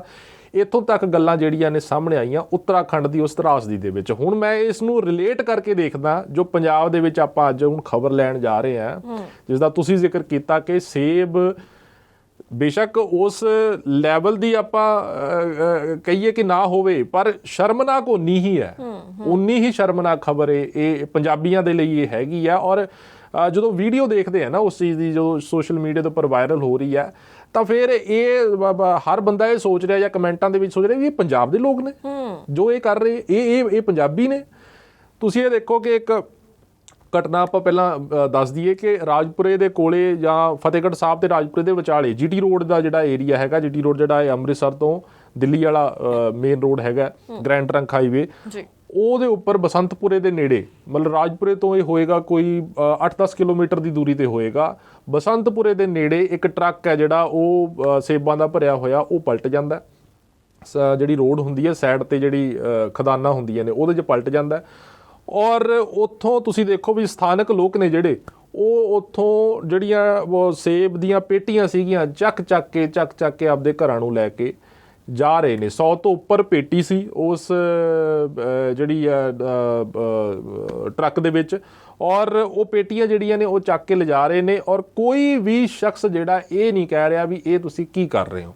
ਉਹ ਜਿਹੜੀ ਵੀਡੀਓ ਬਣਾਈ ਗਈ ਆ, ਉਹ ਵੀਡੀਓ ਵਾਇਰਲ ਹੋਈ ਹੈ ਜਿਹੜੀ, ਉਹ ਵੀ ਇੱਕ ਟਰੱਕ ਡਰਾਈਵਰ ਨੇ ਹੀ, ਉੱਥੇ ਕੋਈ ਹੋਰ ਟਰੱਕ ਡਰਾਈਵਰ ਖੜਾ ਸੀ, ਉਸਨੇ ਉਹ ਵੀਡੀਓ ਬਣਾਈ ਹੈ। ਤੇ ਉਹ ਵੀਡੀਓ ਬਣਾ ਕੇ ਚਲੋ ਲੋਕਾਂ ਦੇ ਸਾਹਮਣੇ ਆਈ, ਘੱਟੋ ਘੱਟ ਪਤਾ ਤਾਂ ਲੱਗਿਆ ਵੀ ਆਹ ਕੁਛ। ਅੱਛਾ, ਲੋਕਾਂ ਦੇ ਦਸਤਾਰਾਂ ਸਿਰ ਤੇ ਬੰਨੀਆਂ ਹੋਈਆਂ ਨੇ, ਪੱਗਾਂ ਬੰਨੀਆਂ ਹੋਈਆਂ ਨੇ, ਔਰ ਉਹ ਪੇਟੀਆਂ ਚੱਕ ਕੇ ਘਰਾਂ ਨੂੰ ਲੈ ਕੇ ਜਾ ਰਹੇ ਨੇ। ਇੱਕ ਸ਼ਖਸ ਹੈ ਜਿਹੜਾ ਆਪਣੇ ਰੋਜੀ ਰੋਟੀ ਲਈ ਉਹ ਟਰੱਕ ਲੈ ਕੇ ਜਾ ਰਿਹਾ, ਉਹ ਪਤਾ ਨਹੀਂ ਕਿਸ ਤਰੀਕੇ ਨਾਲ, ਕਿੰਨਾ ਕੁ ਉਹਨੂੰ ਉਹਦਾ ਕਿਰਾਇਆ ਭਾੜਾ ਮਿਲਣਾ ਹੈ ਕਿ ਨਹੀਂ ਮਿਲਣਾ, ਉਹਦੇ ਨਾਲ ਹਾਦਸਾ ਵਾਪਰ ਗਿਆ। ਤੇ ਉਹਦੀ ਮਦਦ ਕਰਨ ਦੀ ਬਜਾਏ ਉਹਦਾ ਸਮਾਨ ਹੀ ਚੋਰੀ ਕਰਕੇ ਆਪਾਂ ਭੱਜੀ ਜਾਂਦੇ ਆ, ਉਹ ਵੀ ਪੰਜਾਬ ਦੇ ਵਿੱਚ। ਦੇਖੋ ਤੁਸੀਂ ਕਿੰਨੀ ਇਹ ਸ਼ਰਮ ਦੀ ਗੱਲ ਹੈ। ਇੱਕ ਗੀਤ ਮੈਨੂੰ ਯਾਦ ਆਉਂਦਾ, ਉਹ ਗੀਤ ਸੀ ਕਿ ਚਿੱਟਾ ਹੋ ਗਿਆ ਲਹੂ ਭਰਾਵੋ, ਚਿੱਟਾ ਹੋ ਗਿਆ ਲਹੂ। ਉਹ ਵਾਕਈ ਹੁਣ ਇਹ ਲੱਗਦਾ ਕਿ ਪੰਜਾਬ ਦੇ ਵਿੱਚ ਜਿਹੜਾ ਲੋਕਾਂ ਦਾ ਲਹੂ ਜਿਹੜਾ ਚਿੱਟਾ ਹੋ ਗਿਆ। ਪੰਜਾਬ ਦੇ ਵਿੱਚ ਕਈ ਅਜਿਹੀਆਂ ਘਟਨਾਵਾਂ ਜਿਹੜੀਆਂ ਨੇ ਪਿਛਲੇ ਸਮੇਂ ਦੇ ਵਿੱਚ ਹੋਈਆਂ। ਇੱਕ ਕਾਫੀ ਟਾਈਮ ਪਹਿਲਾਂ, ਅੱਜ ਤੋਂ ਕੋਈ ਤਕਰੀਬਨ 20-24 ਸਾਲ ਪਹਿਲਾਂ, ਖੰਨੇ ਦੇ ਨੇੜੇ ਇੱਕ ਰੇਲ ਹਾਦਸਾ ਵਾਪਰਿਆ ਸੀ। ਉਸ ਰੇਲ ਹਾਦਸੇ ਦੇ ਵਿੱਚ, ਜਦੋਂ ਰੇਲ ਹਾਦਸਾ ਕਾਫੀ ਭਿਆਨਕ ਰੇਲ ਹਾਦਸਾ ਸੀ, 2 ਗੱਡੀਆਂ ਆਪਸ ਦੇ ਵਿੱਚ ਟਕਰਾ ਗਈਆਂ ਸੀ। ਖੰਨੇ ਦੇ ਲਾਗੇ ਦੀ ਘਟਨਾ ਹੈਗੀ ਹੈ ਪੂਰੀ। ਉਹਦੇ ਜਿਹੜੇ ਲੋਕ ਜ਼ਖਮੀ ਹੋਏ ਨਾ, ਉਹਨਾਂ ਦੀ ਸਥਾਨਕ ਜਿਹੜੇ ਲੋਕ ਸੀਗੇ ਉਹਨਾਂ ਨੇ ਬਹੁਤ ਮਦਦ ਕੀਤੀ, ਬਹੁਤ ਜ਼ਿਆਦਾ ਉਹਨਾਂ ਨੂੰ ਖਾਣ ਪੀਣ ਦਾ ਜਾਂ ਹਸਪੀਟਲ ਏਡ ਤੱਕ ਪਹੁੰਚਾਉਣ ਦਾ ਸਾਰਾ ਉਹਨਾਂ ਦਾ ਇੰਤਜ਼ਾਮ ਕੀਤਾ। ਸਾਊਥ ਦੇ ਇੱਕ ਸ਼ਖਸ ਨੇ, ਦੱਖਣ ਦੇ ਇੱਕ ਸ਼ਖਸ ਨੇ ਬਕਾਇਦਾ ਤੌਰ ਫਿਰ ਬਾਅਦ ਦੇ ਵਿੱਚ ਇਹ ਗੱਲਾਂ ਕਹੀਆਂ ਵੀ ਸੀ, ਕਹਿੰਦੇ ਕਿ ਪੰਜਾਬੀਆਂ ਨੇ ਜਿਸ ਤਰੀਕੇ ਨਾਲ ਸਾਡੀ ਮਦਦ ਕੀਤੀ ਹੈਗੀ ਆ ਉਹ ਵਾਕਈ ਕਾਬਲੇ ਤਾਰੀਫ ਹੈਗੀ ਆ। ਪਰ 24 ਸਾਲ ਬਾਅਦ ਅੱਜ ਅਗਰ ਤੁਸੀਂ ਉਸ ਨੂੰ ਕੰਪੈਰੀਜ਼ਨ ਕਰਦੇ ਹੋ ਕਿ 24 ਸਾਲ ਬਾਅਦ ਅੱਜ ਤੁਸੀਂ ਦੇਖੋ ਕਿ ਜਿਹੜਾ ਇਹ ਪੂਰੀ ਸੇਬਾਂ ਵਾਲੀ ਘਟਨਾ ਹੋਈ ਹੈ, ਟਰੱਕ ਦੇ ਵਿੱਚੋਂ ਸੇਬ ਚੱਕ ਕੇ ਲੈ ਗਏ, ਉਹ ਕਿੰਨਾ ਸ਼ਰਮਨਾਕ ਹੈ ਕਿ 24 ਸਾਲ ਬਾਅਦ ਹੀ ਆਪਣੇ 'ਚ ਇੰਨੀ ਜ਼ਿਆਦਾ ਤਬਦੀਲੀ ਆ ਗਈ ਹੈ ਵੀ ਆਪਾਂ ਕਿਸ ਤਰੀਕੇ ਨਾਲ ਹੋ ਚੱਲੇ ਆ। ਹੋਰ ਕਿਤੇ ਹੋ ਜਾਂਦਾ ਤਾਂ ਮੈਂ ਮੰਨ ਸਕਦਾ ਸੀ, ਜਾਂ ਕਹਿ ਲਓ ਵੀ ਹੋਰ ਕਿਤੇ ਅਗਰ ਇਹ ਜਿਹੀ ਘਟਨਾ ਹੁੰਦੀ ਤਾਂ ਸਮਝ ਸਕਦੇ ਸੀਗੇ।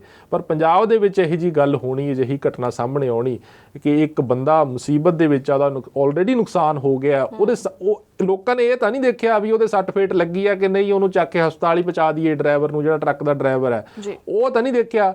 ਪੇਟੀਆਂ ਜ਼ਰੂਰ ਦਿਖ ਗਈਆਂ ਲੋਕਾਂ ਨੂੰ, ਤੇ ਪੇਟੀਆਂ ਫਟਾਫਟ ਚੱਕ ਕੇ ਉਹ ਜਿਹੜਾ ਉਹ ਮੈਨੂੰ ਤਾਂ ਇਹ ਲੱਗਦਾ ਵੀ ਘੱਟੋ ਘੱਟ ਹੋਰ ਕੁਝ ਹੋਵੇ ਨਾ ਹੋਵੇ, ਹੁਣ ਉਹਨਾਂ ਨੂੰ ਜਿਹੜੇ ਪੇਟੀਆਂ ਚੱਕ ਕੇ ਲਗਾਏ ਨੇ ਘੱਟੋ ਘੱਟ ਸਨਮਾਨਿਤ ਜ਼ਰੂਰ ਕਰਨਾ ਚਾਹੀਦਾ ਵੀ ਬਹੁਤ ਸ਼ਲਾਘਾਯੋਗ ਕੰਮ ਆ ਤੁਹਾਡਾ। ਬਈ ਇੱਕ ਸ਼ਖਸ ਜਿਹੜਾ ਉਹ ਜ਼ਖਮੀ ਹੋਇਆ ਪਿਆ ਜਾਂ ਉਹਦਾ ਨੁਕਸਾਨ ਹੋ ਗਿਆ, ਟਰੱਕ ਪਲਟ ਗਿਆ ਉਹਦਾ, ਤੇ ਆਪਾਂ ਪੇਟੀਆਂ ਚੱਕ ਕੇ ਘਰਾਂ ਨੂੰ ਚੱਲੇ ਆ। ਜੀ ਬਿਲਕੁਲ ਬਲਦੀਪ ਜੀ, ਉੱਥੇ ਹੀ ਜਿਵੇਂ ਤੁਸੀਂ ਇਹ ਚੀਜ਼ ਫੀਲ ਕਰ ਰਹੇ ਹੋ, ਹਰ ਇੱਕ ਪੰਜਾਬੀ ਉਹ ਇਹੀ ਫੀਲ ਕਰ ਰਿਹਾ ਹੈ ਕਿ ਪੰਜਾਬ ਦੇ ਮੱਥੇ ਤੇ ਕਿਹੋ ਜਿਹਾ ਇਹ ਕਲਕਲਾਤਾ, ਉਹ ਵੀ ਸਿਰਫ ਸੇਬਾਂ ਪਿੱਛੇ ਕਿ ਦਸੰਬਰ ਦਾ ਮਹੀਨਾ ਹੈ ਨਾ, ਉਹ ਮਹੀਨਾ ਜਦੋਂ ਸੀ ਸਰਬੰਸ ਦਾਨੀ ਸ਼੍ਰੀ ਗੁਰੂ ਗੋਬਿੰਦ ਸਿੰਘ ਸਾਹਿਬ ਜੀ ਦੇ ਉਹਨਾਂ ਦੇ ਆਪਣੇ, ਉਹਨਾਂ ਦੇ ਬੱਚਿਆਂ ਦੇ, ਛੋਟੇ ਸਾਹਿਬਜ਼ਾਦਿਆਂ ਦੇ, ਵੱਡੇ ਸਾਹਿਬਜ਼ਾਦਿਆਂ ਦੇ ਜਦੋਂ ਅਸੀਂ ਸ਼ਹਾਦਤਾਂ ਦੇ ਦਿਨ ਮਨਾਉਂਦੇ ਹਾਂ, ਬਹੁਤ ਸਾਰੇ ਸਿੰਘ ਸਿੰਘਣੀਆਂ ਉਹਦੇ ਸ਼ਹੀਦ ਹੋਏ, ਇਹਨਾਂ ਦੀ ਸ਼ਹਾਦਤਾਂ ਨੂੰ ਯਾਦ ਕਰਦੇ ਹਾਂ, ਮਨਾਉਂਦੇ ਹਾਂ। ਅਸੀਂ ਪੰਜਾਬੀ ਥਾਂ ਤੇ ਲੰਗਰ ਲਾਉਂਦੇ ਹਾਂ ਵੀ ਦੂਰ ਦੁਰਾਡੇ ਤੋਂ ਜਿਹੜੇ ਲੋਕ ਜਾ ਰਹੇ ਨੇ, ਇਹਨਾਂ ਰੋਡਾਂ ਦੇ ਉੱਤੋਂ ਦੀ ਗੁਜ਼ਰ ਰਹੇ ਨੇ, ਉਹਨਾਂ ਦੀ ਵੱਧ ਤੋਂ ਵੱਧ ਮਦਦ ਕੀਤੀ ਜਾਵੇ। ਕੋਈ ਭੁੱਖਾ ਨਾ ਹੋਵੇ, ਠੰਡ ਦੀਆਂ ਰਾਤਾਂ ਨੇ, ਠੰਡ ਦੇ ਦਿਨ ਨੇ, ਕੋਈ ਵੀ ਚਾਹ ਪਾਣੀ ਤੋਂ ਬਿਨਾਂ ਨਾ ਜਾਵੇ। ਤਾਂ ਅਜਿਹੇ ਦੇ ਵਿੱਚ ਕਿ ਇੱਕ ਬੰਦੇ ਦਾ ਟਰੱਕ ਉਲਟ ਜਾਂਦਾ, ਉਸਦਾ ਸਮਾਨ ਡਿੱਗ ਜਾਂਦਾ, ਉਸਦੀ ਮਦਦ ਕਰਨ ਦੀ ਬਜਾਏ ਅਸੀਂ ਲੰਗਰ ਲਾਉਣ ਵਾਲੇ ਲੋਕ ਕਿੱਥੋਂ ਤੱਕ ਪਹੁੰਚ ਗਏ ਕਿ ਅਸੀਂ ਉਹਨਾਂ ਦਾ ਹੀ ਸਮਾਨ ਚੱਕ ਕੇ, ਉਹਨਾਂ ਦੇ ਹੀ ਸੇਬ ਦੀਆਂ ਪੇਟੀਆਂ ਚੱਕ ਕੇ ਫਰੋਲ ਕੇ ਦੇਖ ਕੇ ਵੀ ਕਿਹੜੀ ਵਧੀਆ ਕਿਹੜੀ ਫਟੀ ਹੋਈ ਆ, 1 ਲੈ ਜਾਵਾਂ ਜਾਂ 2 ਲੈ ਜਾਵਾਂ।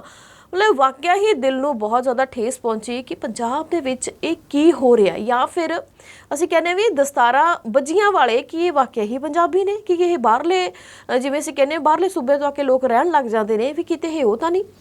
ਨਵਦੀਪ ਬਿਲਕੁਲ ਬਹੁਤ ਸ਼ਰਮ ਦੀ ਗੱਲ ਹੈ ਔਰ ਵੀਡੀਓ ਦੇ ਵਿੱਚ ਇਹ ਸਾਫ਼ ਦਿਖ ਰਿਹਾ ਕਿ ਇਹ ਨਹੀਂ ਵੀ ਕੋਈ ਉਹ ਜਿਹੜੇ ਸੇਬ ਚੱਕ ਕੇ ਲੈ ਕੇ ਜਾ ਰਹੇ ਨੇ ਵੀ ਕੋਈ ਬਹੁਤ ਜ਼ਿਆਦਾ ਕੱਪੜਿਆਂ ਤੋਂ ਗਰੀਬ ਜਾਂ ਕੋਈ ਮਜ਼ਲੂਮ ਜਿਹੜੇ ਨੇ ਉਹ ਲੱਗ ਰਹੇ ਨੇ।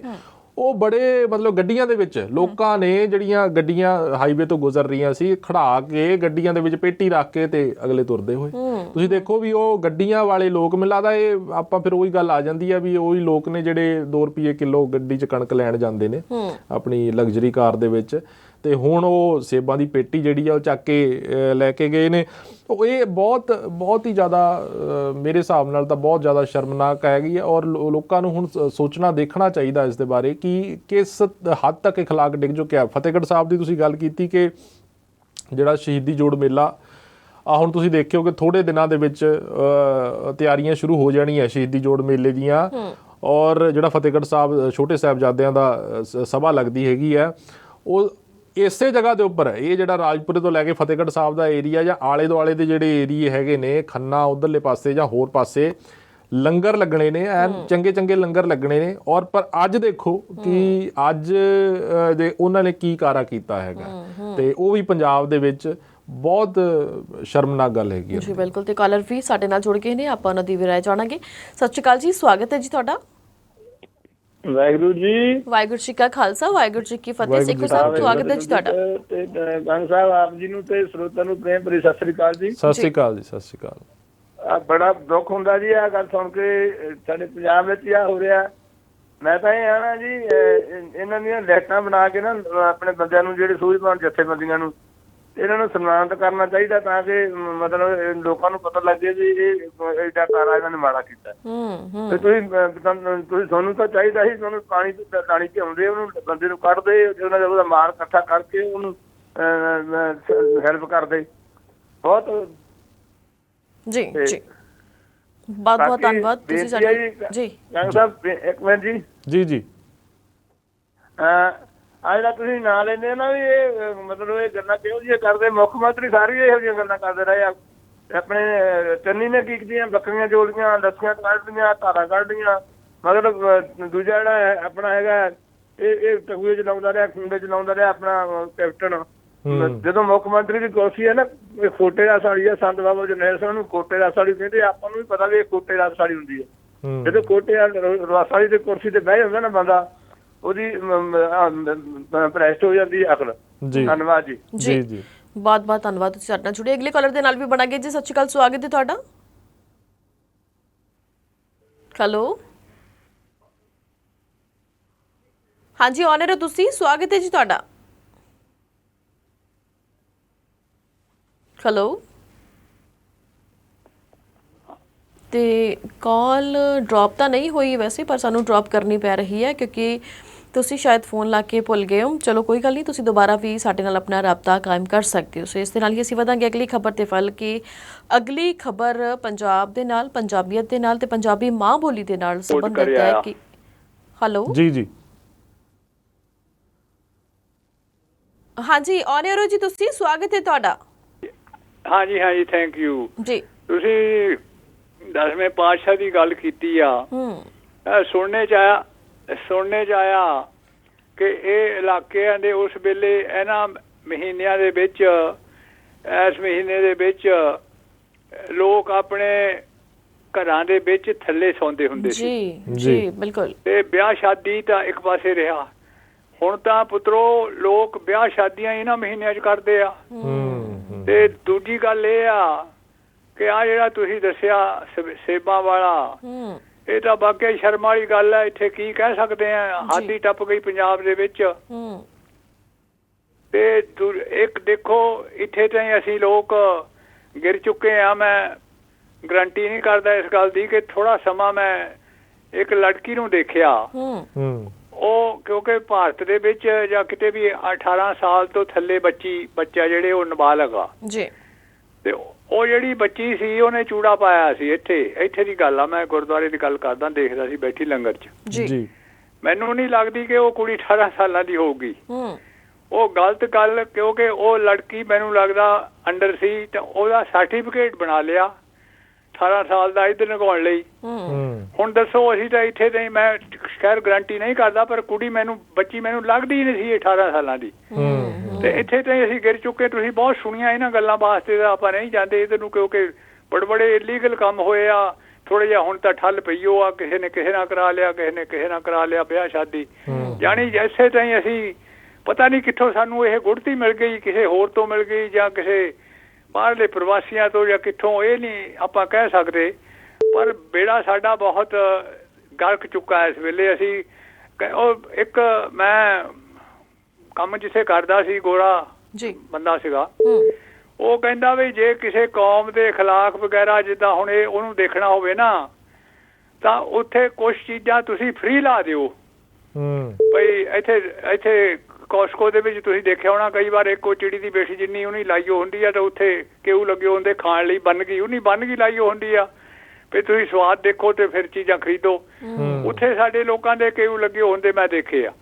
ਉਹਦਾ ਕਹਿਣਾ ਇਹ ਠੀਕ ਆ ਕਿ ਅਸੀਂ ਇੱਥੇ ਤਾਂ ਹੀ ਆ ਕਿ ਫ੍ਰੀ ਵਾਲਾ ਸੌਦਾ ਜਿਹੜਾ ਸੇਬਾਂ ਵਾਲਾ ਮਦਦ ਕਿੱਥੇ ਪੰਜਾਬ ਤੁਸੀਂ ਦੱਸਿਆ ਹੀ ਆ, ਕਿੱਥੇ ਪੰਜਾਬੀ ਮਦਦ ਕਰਦੇ ਸੀ, ਕਿੱਥੇ ਇੱਥੇ ਤਾਂ ਗੱਲ ਹੋ ਗਈ ਕਿ ਤਮਾਸ਼ਾ ਦੇਖ ਰਹੇ ਆ। ਜੀ ਬਿਲਕੁਲ। ਸੋ ਇਹਨੂੰ ਆਪਾਂ ਮੇਰਾ ਮਤਲਬ ਕੀ ਕਹਾਂਗੇ ਆਪਾਂ, ਸ਼ਰਮ ਕਈ ਵਾਰ ਲਫ਼ਜ਼ ਨਹੀਂ ਹੁੰਦੇ ਇੰਨੇ ਕਹਿ ਜਾਣੇ, ਜੇ ਹੁੰਦੇ ਆ ਤਾਂ ਸਖਤ ਬਹੁਤ ਹੁੰਦੇ ਆ, ਉਹ ਵੀ ਟੀਵੀ ਤੇ ਉੱਪਰ ਕਹਿਣੇ ਚੰਗੇ ਨਹੀਂ ਲੱਗਦੇ। ਬਿਲਕੁਲ ਜੀ ਬਿਲਕੁਲ। ਤਾਂ ਇਸ ਕਰਕੇ ਬੁਰੀ ਗੱਲ ਆ, ਬਹੁਤ ਮਾੜੀ ਗੱਲ ਆ, ਜਿਹੜਾ ਕਿ ਸਾਨੂੰ ਥੋੜ੍ਹਾ ਜਿਹਾ ਸੋਚਣਾ ਜ਼ਰੂਰ ਆ। ਸ਼ਾਇਦ ਤੁਸੀਂ ਤਾਂ ਸਾਵਧਾਨ ਕਰਦੇ ਰਹਿੰਦੇ ਆ, ਕਰਦੇ ਵੀ ਹੈਗੇ ਆ, ਸ਼ਾਇਦ ਕੋਈ ਨਾ ਕੋਈ ਫਰਕ ਪੈ ਜਾਵੇ। ਤੁਹਾਡਾ ਧੰਨਵਾਦ, ਥੈਂਕ ਯੂ ਜੀ। ਜੀ ਸ਼ੁਕਰੀਆ ਜੀ, ਬਹੁਤ ਬਹੁਤ ਧੰਨਵਾਦ। ਤੁਸੀਂ ਸਾਡੇ ਨਾਲ ਜੁੜੇ। ਅਗਲੇ ਕਾਲਰ ਦੇ ਨਾਲ ਵੀ ਬਣਾਂਗੇ ਜੀ। ਸਤਿ ਸ਼੍ਰੀ ਅਕਾਲ, ਸਵਾਗਤ ਹੈ ਤੁਹਾਡਾ। ਹੈਲੋ, ਸਤਿ ਸ੍ਰੀ ਅਕਾਲ ਜੀ। ਸਤਿ ਸ਼੍ਰੀ ਅਕਾਲ ਜੀ। ਹਾਂਜੀ, ਮੈਂ ਸ਼ੇਰਗਿੱਲ ਬੋਲਦਾ ਲਾਸ ਏਂਜਲਸ ਤੋਂ। ਮੈਨੂੰ ਦੁਬਾਰਾ ਆਉਣਾ ਪਿਆ ਬਾਈ ਜੀ। ਜੀ ਜੀ ਵੀ ਗੱਲ ਤੁਸੀਂ ਤੁਰੀ ਹੈ ਨਾ ਸੇਬਾਂ ਵਾਲੀ, ਆਪਣੇ ਪੰਜਾਬੀ ਤੇ ਦੂਜਾ ਕਿਵੇਂ ਉਹਨਾਂ ਨੇ ਲੁੱਟ ਮਚਾਈ ਹੈ ਬਾਈ ਜੀ। ਜਿਹੜੀ ਪ੍ਰਾਈਸ ਗੋਜਿੰਗ ਵਾਲੀ ਹੈ ਨਾ, ਇੱਥੇ ਤਾਂ ਆਦਤ ਹੈ, ਇਹਨਾਂ ਨੇ ਇੱਥੇ ਆਦਤ ਵੀ ਨਹੀਂ ਛੱਡੀ। ਤੁਹਾਨੂੰ ਮੈਂ ਦੱਸਦਾ ਵੀ ਇੱਥੇ ਕੋਵਿਡ ਦੇ ਦਰਮਿਆਨ ਵੀ ਇੰਨੀ ਪ੍ਰਾਈਸ ਗੋਜਿੰਗ ਹੋਈ, ਤੇ ਛੱਡ ਗੱਲਾਂ ਦਿਓ। ਉਹ ਵੀ ਕਈ ਵਾਰ ਆਪਣੇ ਬੰਦੇ ਜਿਹੜੇ ਗਰੋਸਰੀ ਸਟੋਰ ਜਿਨ੍ਹਾਂ ਦੇ ਆਪਦੇ ਬਿਜ਼ਨਸ ਹੈ, ਤੇ 1994 ਦੇ ਵਿੱਚ ਬਾਈ ਜੀ ਇੱਥੇ ਅਰਥਕੁਇਕ ਆਇਆ ਸੀ, ਕਾਫੀ ਸਟੋਰ ਡਿੱਗ ਪਏ ਸੀ ਤੇ ਬੰਦ ਹੋ ਗਏ ਸੀ, ਗਰੋਸਰੀ ਕਰਨੀ ਔਖੇ ਹੋ ਗਏ ਸੀ ਲੋਕ। ਆਪਣੇ ਬੰਦਿਆਂ ਦੇ ਕਈ ਵਾਰ ਪੇਪਰਾਂ 'ਚ ਨਾ ਆਏ ਬਾਈ ਜੀ, ਬਿਜ਼ਨਸ ਕਰਦੇ ਜਿਹੜੀ ਗੇਲਣ ਪਾਣੀ ਦੀ $1.5 ਦੀ ਉਹਨੇ $10 ਦੀ ਵੇਚੀ, ਪੇਪਰਾਂ 'ਚ ਵੀ ਆਈ, ਕਈ ਬੰਦੇ ਫੜੇ ਵੀ ਗਏ। ਤੇ ਉਹੀ ਬੰਦੇ ਬਾਈ ਜੀ ਇਹ ਸਾਈਕੀ ਨਾ ਕਈ ਵਾਰ ਇਹ ਬਾਹਰ ਵੀ ਲੈ ਆਉਂਦੇ ਆ। ਇਹ ਆਨਸਰ ਥੋੜੇ ਹੀ ਹੁੰਦੇ ਆ, ਮਾੜੇ ਮੋਟੇ ਹੁੰਦੇ, ਪਰ ਬਦਨਾਮ ਸਾਰਿਆਂ ਨੂੰ ਕਰ ਜਾਂਦੇ। ਦੇਖ, ਕਿਉਂਕਿ ਆਪਣੀ ਪੱਗ ਆ ਜਾਂ ਪਹਿਰਾਵੇ ਤੌਰ ਤੇ ਕੰਮ ਇਹੋ ਜਿਹੇ ਕਰ ਜਾਂਦੇ, ਉਹਦੇ 'ਚ ਜਿਹੜੀ ਨਮੋਸ਼ੀ ਸਾਰੀ ਕੌਮ ਨੂੰ, ਸਾਰੀ ਕਮਿਊਨਿਟੀ ਨੂੰ ਝੱਲਣੀ ਪੈਂਦੀ ਹੈ। ਤੇ ਬਾਈ ਜੀ ਇਹ ਕਰਦੇ ਆ ਜੀ, ਮਾੜੀ ਗੱਲ ਆ, ਬਹੁਤ ਮਾੜੀ ਗੱਲ। ਦੁੱਖ ਹੋਇਆ ਵਿਚਾਰਾ, ਇੱਕ ਗਰੀਬ ਕੰਮ ਕਰਨ ਵਾਲਾ ਕਿਰਤੀ ਡਰਾਈਵਰ ਹੈ, ਤੇ ਉਹਦੇ ਸਾਰਾ ਕੁਝ ਉਹਦੀ ਮਦਦ ਕਰਨੀ ਜਾਏ, ਇੱਥੇ ਹੀ ਬਾਈ ਜੀ ਇਹ ਕਰ ਜਾਂਦੇ। ਜਿਵੇਂ ਸਾਈਕਲ ਨਾਲ ਹੀ ਲੈ ਆਉਂਦੇ ਇੱਥੋਂ, ਤੇ ਟੋਕਰੇ ਬੰਨੀ ਤੁਰੇ ਆਉਂਦੇ ਆ। ਇਹੋ ਜਿਹੇ ਮਾੜੇ ਆਨਸਰ ਹੈਗੇ ਆ ਬਾਈ ਜੀ, ਇੰਨਾ ਹੀ ਕਹੂੰਗਾ ਜੀ। ਸ਼ੁਕਰੀਆ ਜੀ। ਸ਼ੇਰਗਿੱਲ ਸਾਹਿਬ, ਬਹੁਤ ਬਹੁਤ ਧੰਨਵਾਦ, ਤੁਸੀਂ ਸਾਡੇ ਨਾਲ ਜੁੜੇ। ਤਾਂ ਤੁਸੀਂ ਅਖੀਰ ਦੇ ਵਿੱਚ ਜਾਂਦੇ ਜਾਂਦੇ ਕੀ ਕਹਿਣਾ ਚਾਹੋਗੇ? ਜੀ ਬਿਲਕੁਲ, ਬਹੁਤ ਸ਼ਰਮ ਦੀ ਗੱਲ ਹੈ ਜਿਹੜੀ, ਚਲੋ ਹੁਣ ਆਪਣੇ ਕੋਲ ਸਮਾਂ ਤਾਂ ਬਹੁਤਾ ਨਹੀਂ ਹੈਗਾ, ਤੇ ਸੋਚਣਾ ਚਾਹੀਦਾ ਪੰਜਾਬੀਆਂ ਨੂੰ ਖਾਸ ਤੌਰ ਤੇ ਬੈਠ ਕੇ ਵੀ ਤੁਸੀਂ ਤਾਂ ਜਿਸ ਆਪਾਂ ਕਹਿ ਲਈਏ ਕਿ ਖਿਦਮਤ ਕਰਨ ਦੇ ਲਈ ਤੁਸੀਂ ਜਾਣੇ ਜਾਂਦੇ ਸੀਗੇ, ਮਹਿਮਾਨ ਨਵਾਜ਼ੀ ਲਈ ਤੁਸੀਂ ਜਾਣੇ ਜਾਂਦੇ ਸੀ, ਔਰ ਅੱਜ ਤੁਸੀਂ ਦੇਖੋ ਕਿਸ ਤਰੀਕੇ ਨਾਲ, ਔਰ ਉਹ ਡਰਾਈਵਰ ਵੀ ਪੰਜਾਬੀ ਹੈ। ਸ਼ਰਮ ਦੀ ਗੱਲ ਇਹ ਹੈ ਕਿ ਉਹ ਡਰਾਈਵਰ ਵੀ ਪੰਜਾਬੀ ਆ, ਔਰ ਦੁਹਾਈ ਦੇ ਰਿਹਾ, ਕਹਿੰਦਾ ਕਿ ਪੰਜਾਬੀ ਲੋਕ, ਪੰਜਾਬ ਦੇ ਲੋਕ ਹੁਣ ਅਜਿਹੇ ਹੋ ਗਏ ਆ। ਤਾਂ ਬਸ ਮੈਂ ਇਸੇ ਗੱਲ ਤੇ ਆਪਣੀ ਸਮਾਪਤੀ ਕਰਾਂ। ਜੀ ਬਿਲਕੁਲ। ਤੇ ਬਲਦੀਪ ਜੀ, ਬਹੁਤ ਬਹੁਤ ਧੰਨਵਾਦ, ਬਹੁਤ ਵਧੀਆ ਤਰੀਕੇ ਨਾਲ ਤੁਸੀਂ ਸਾਰੇ ਹੀ ਸਵਾਲਾਂ ਦੇ ਜਵਾਬ ਦਿੱਤੇ। ਦਰਸ਼ਕਾਂ ਦਾ ਬਹੁਤ ਬਹੁਤ ਧੰਨਵਾਦ, ਤੁਸੀਂ ਸਾਡੇ ਨਾਲ ਜੁੜਦੇ ਹੋ, ਆਪਣਾ ਪੱਖ ਰੱਖਦੇ ਹੋ, ਆਪਣੀ ਰਾਏ ਦਿੰਦੇ ਹੋ। ਬਹੁਤ ਵਧੀਆ ਲੱਗਦਾ ਕਿ ਸ਼ੁਰੂਆਤ ਤੋਂ ਲੈ ਕੇ ਅਖੀਰ ਤੱਕ ਤੁਸੀਂ ਸਾਡੇ ਇਸ ਪ੍ਰੋਗਰਾਮ ਦੇ ਨਾਲ ਬਣੇ ਰਹਿੰਦੇ ਹੋ। ਸੋ ਜਿਹੜੇ ਵੀ ਦਰਸ਼ਕ ਇਸ ਪ੍ਰੋਗਰਾਮ ਨੂੰ ਵੇਖਣ ਕਨਿਓ ਰਹਿ ਜਾਂਦੇ ਨੇ, ਉਹਨਾਂ ਨੂੰ ਬੇਨਤੀ ਹੈ ਕਿ ਤੁਸੀਂ YouTube ਤੇ Facebook ਦੇ ਜ਼ਰੀਏ ਵੀ ਇਸ ਪ੍ਰੋਗਰਾਮ ਨੂੰ ਦੁਬਾਰਾ ਤੋਂ ਦੇਖ ਸਕਦੇ ਹੋ। ਕਮੈਂਟ ਦੇ ਜ਼ਰੀਏ ਆਪਣੇ ਸਵਾਲ ਤੇ ਸੁਝਾਅ ਉੱਥੇ ਰੱਖ ਸਕਦੇ ਹੋ। ਸੋ ਅੱਜ ਦੇ ਇਸ ਪ੍ਰੋਗਰਾਮ ਦੇ ਵਿੱਚ ਆਨਾ ਹੀ ਜੀ। ਮਿਲਾਂਗੇ ਆਪਾਂ ਕੱਲ ਕੁਝ ਹੋਰ ਨਵੇਂ ਮਸਲਿਆਂ ਦੇ ਨਾਲ। ਤਦ ਤੱਕ ਦੇ ਲਈ ਸਾਨੂੰ ਦਿਓ ਇਜਾਜ਼ਤ। ਸਤਿ ਸ਼੍ਰੀ ਅਕਾਲ।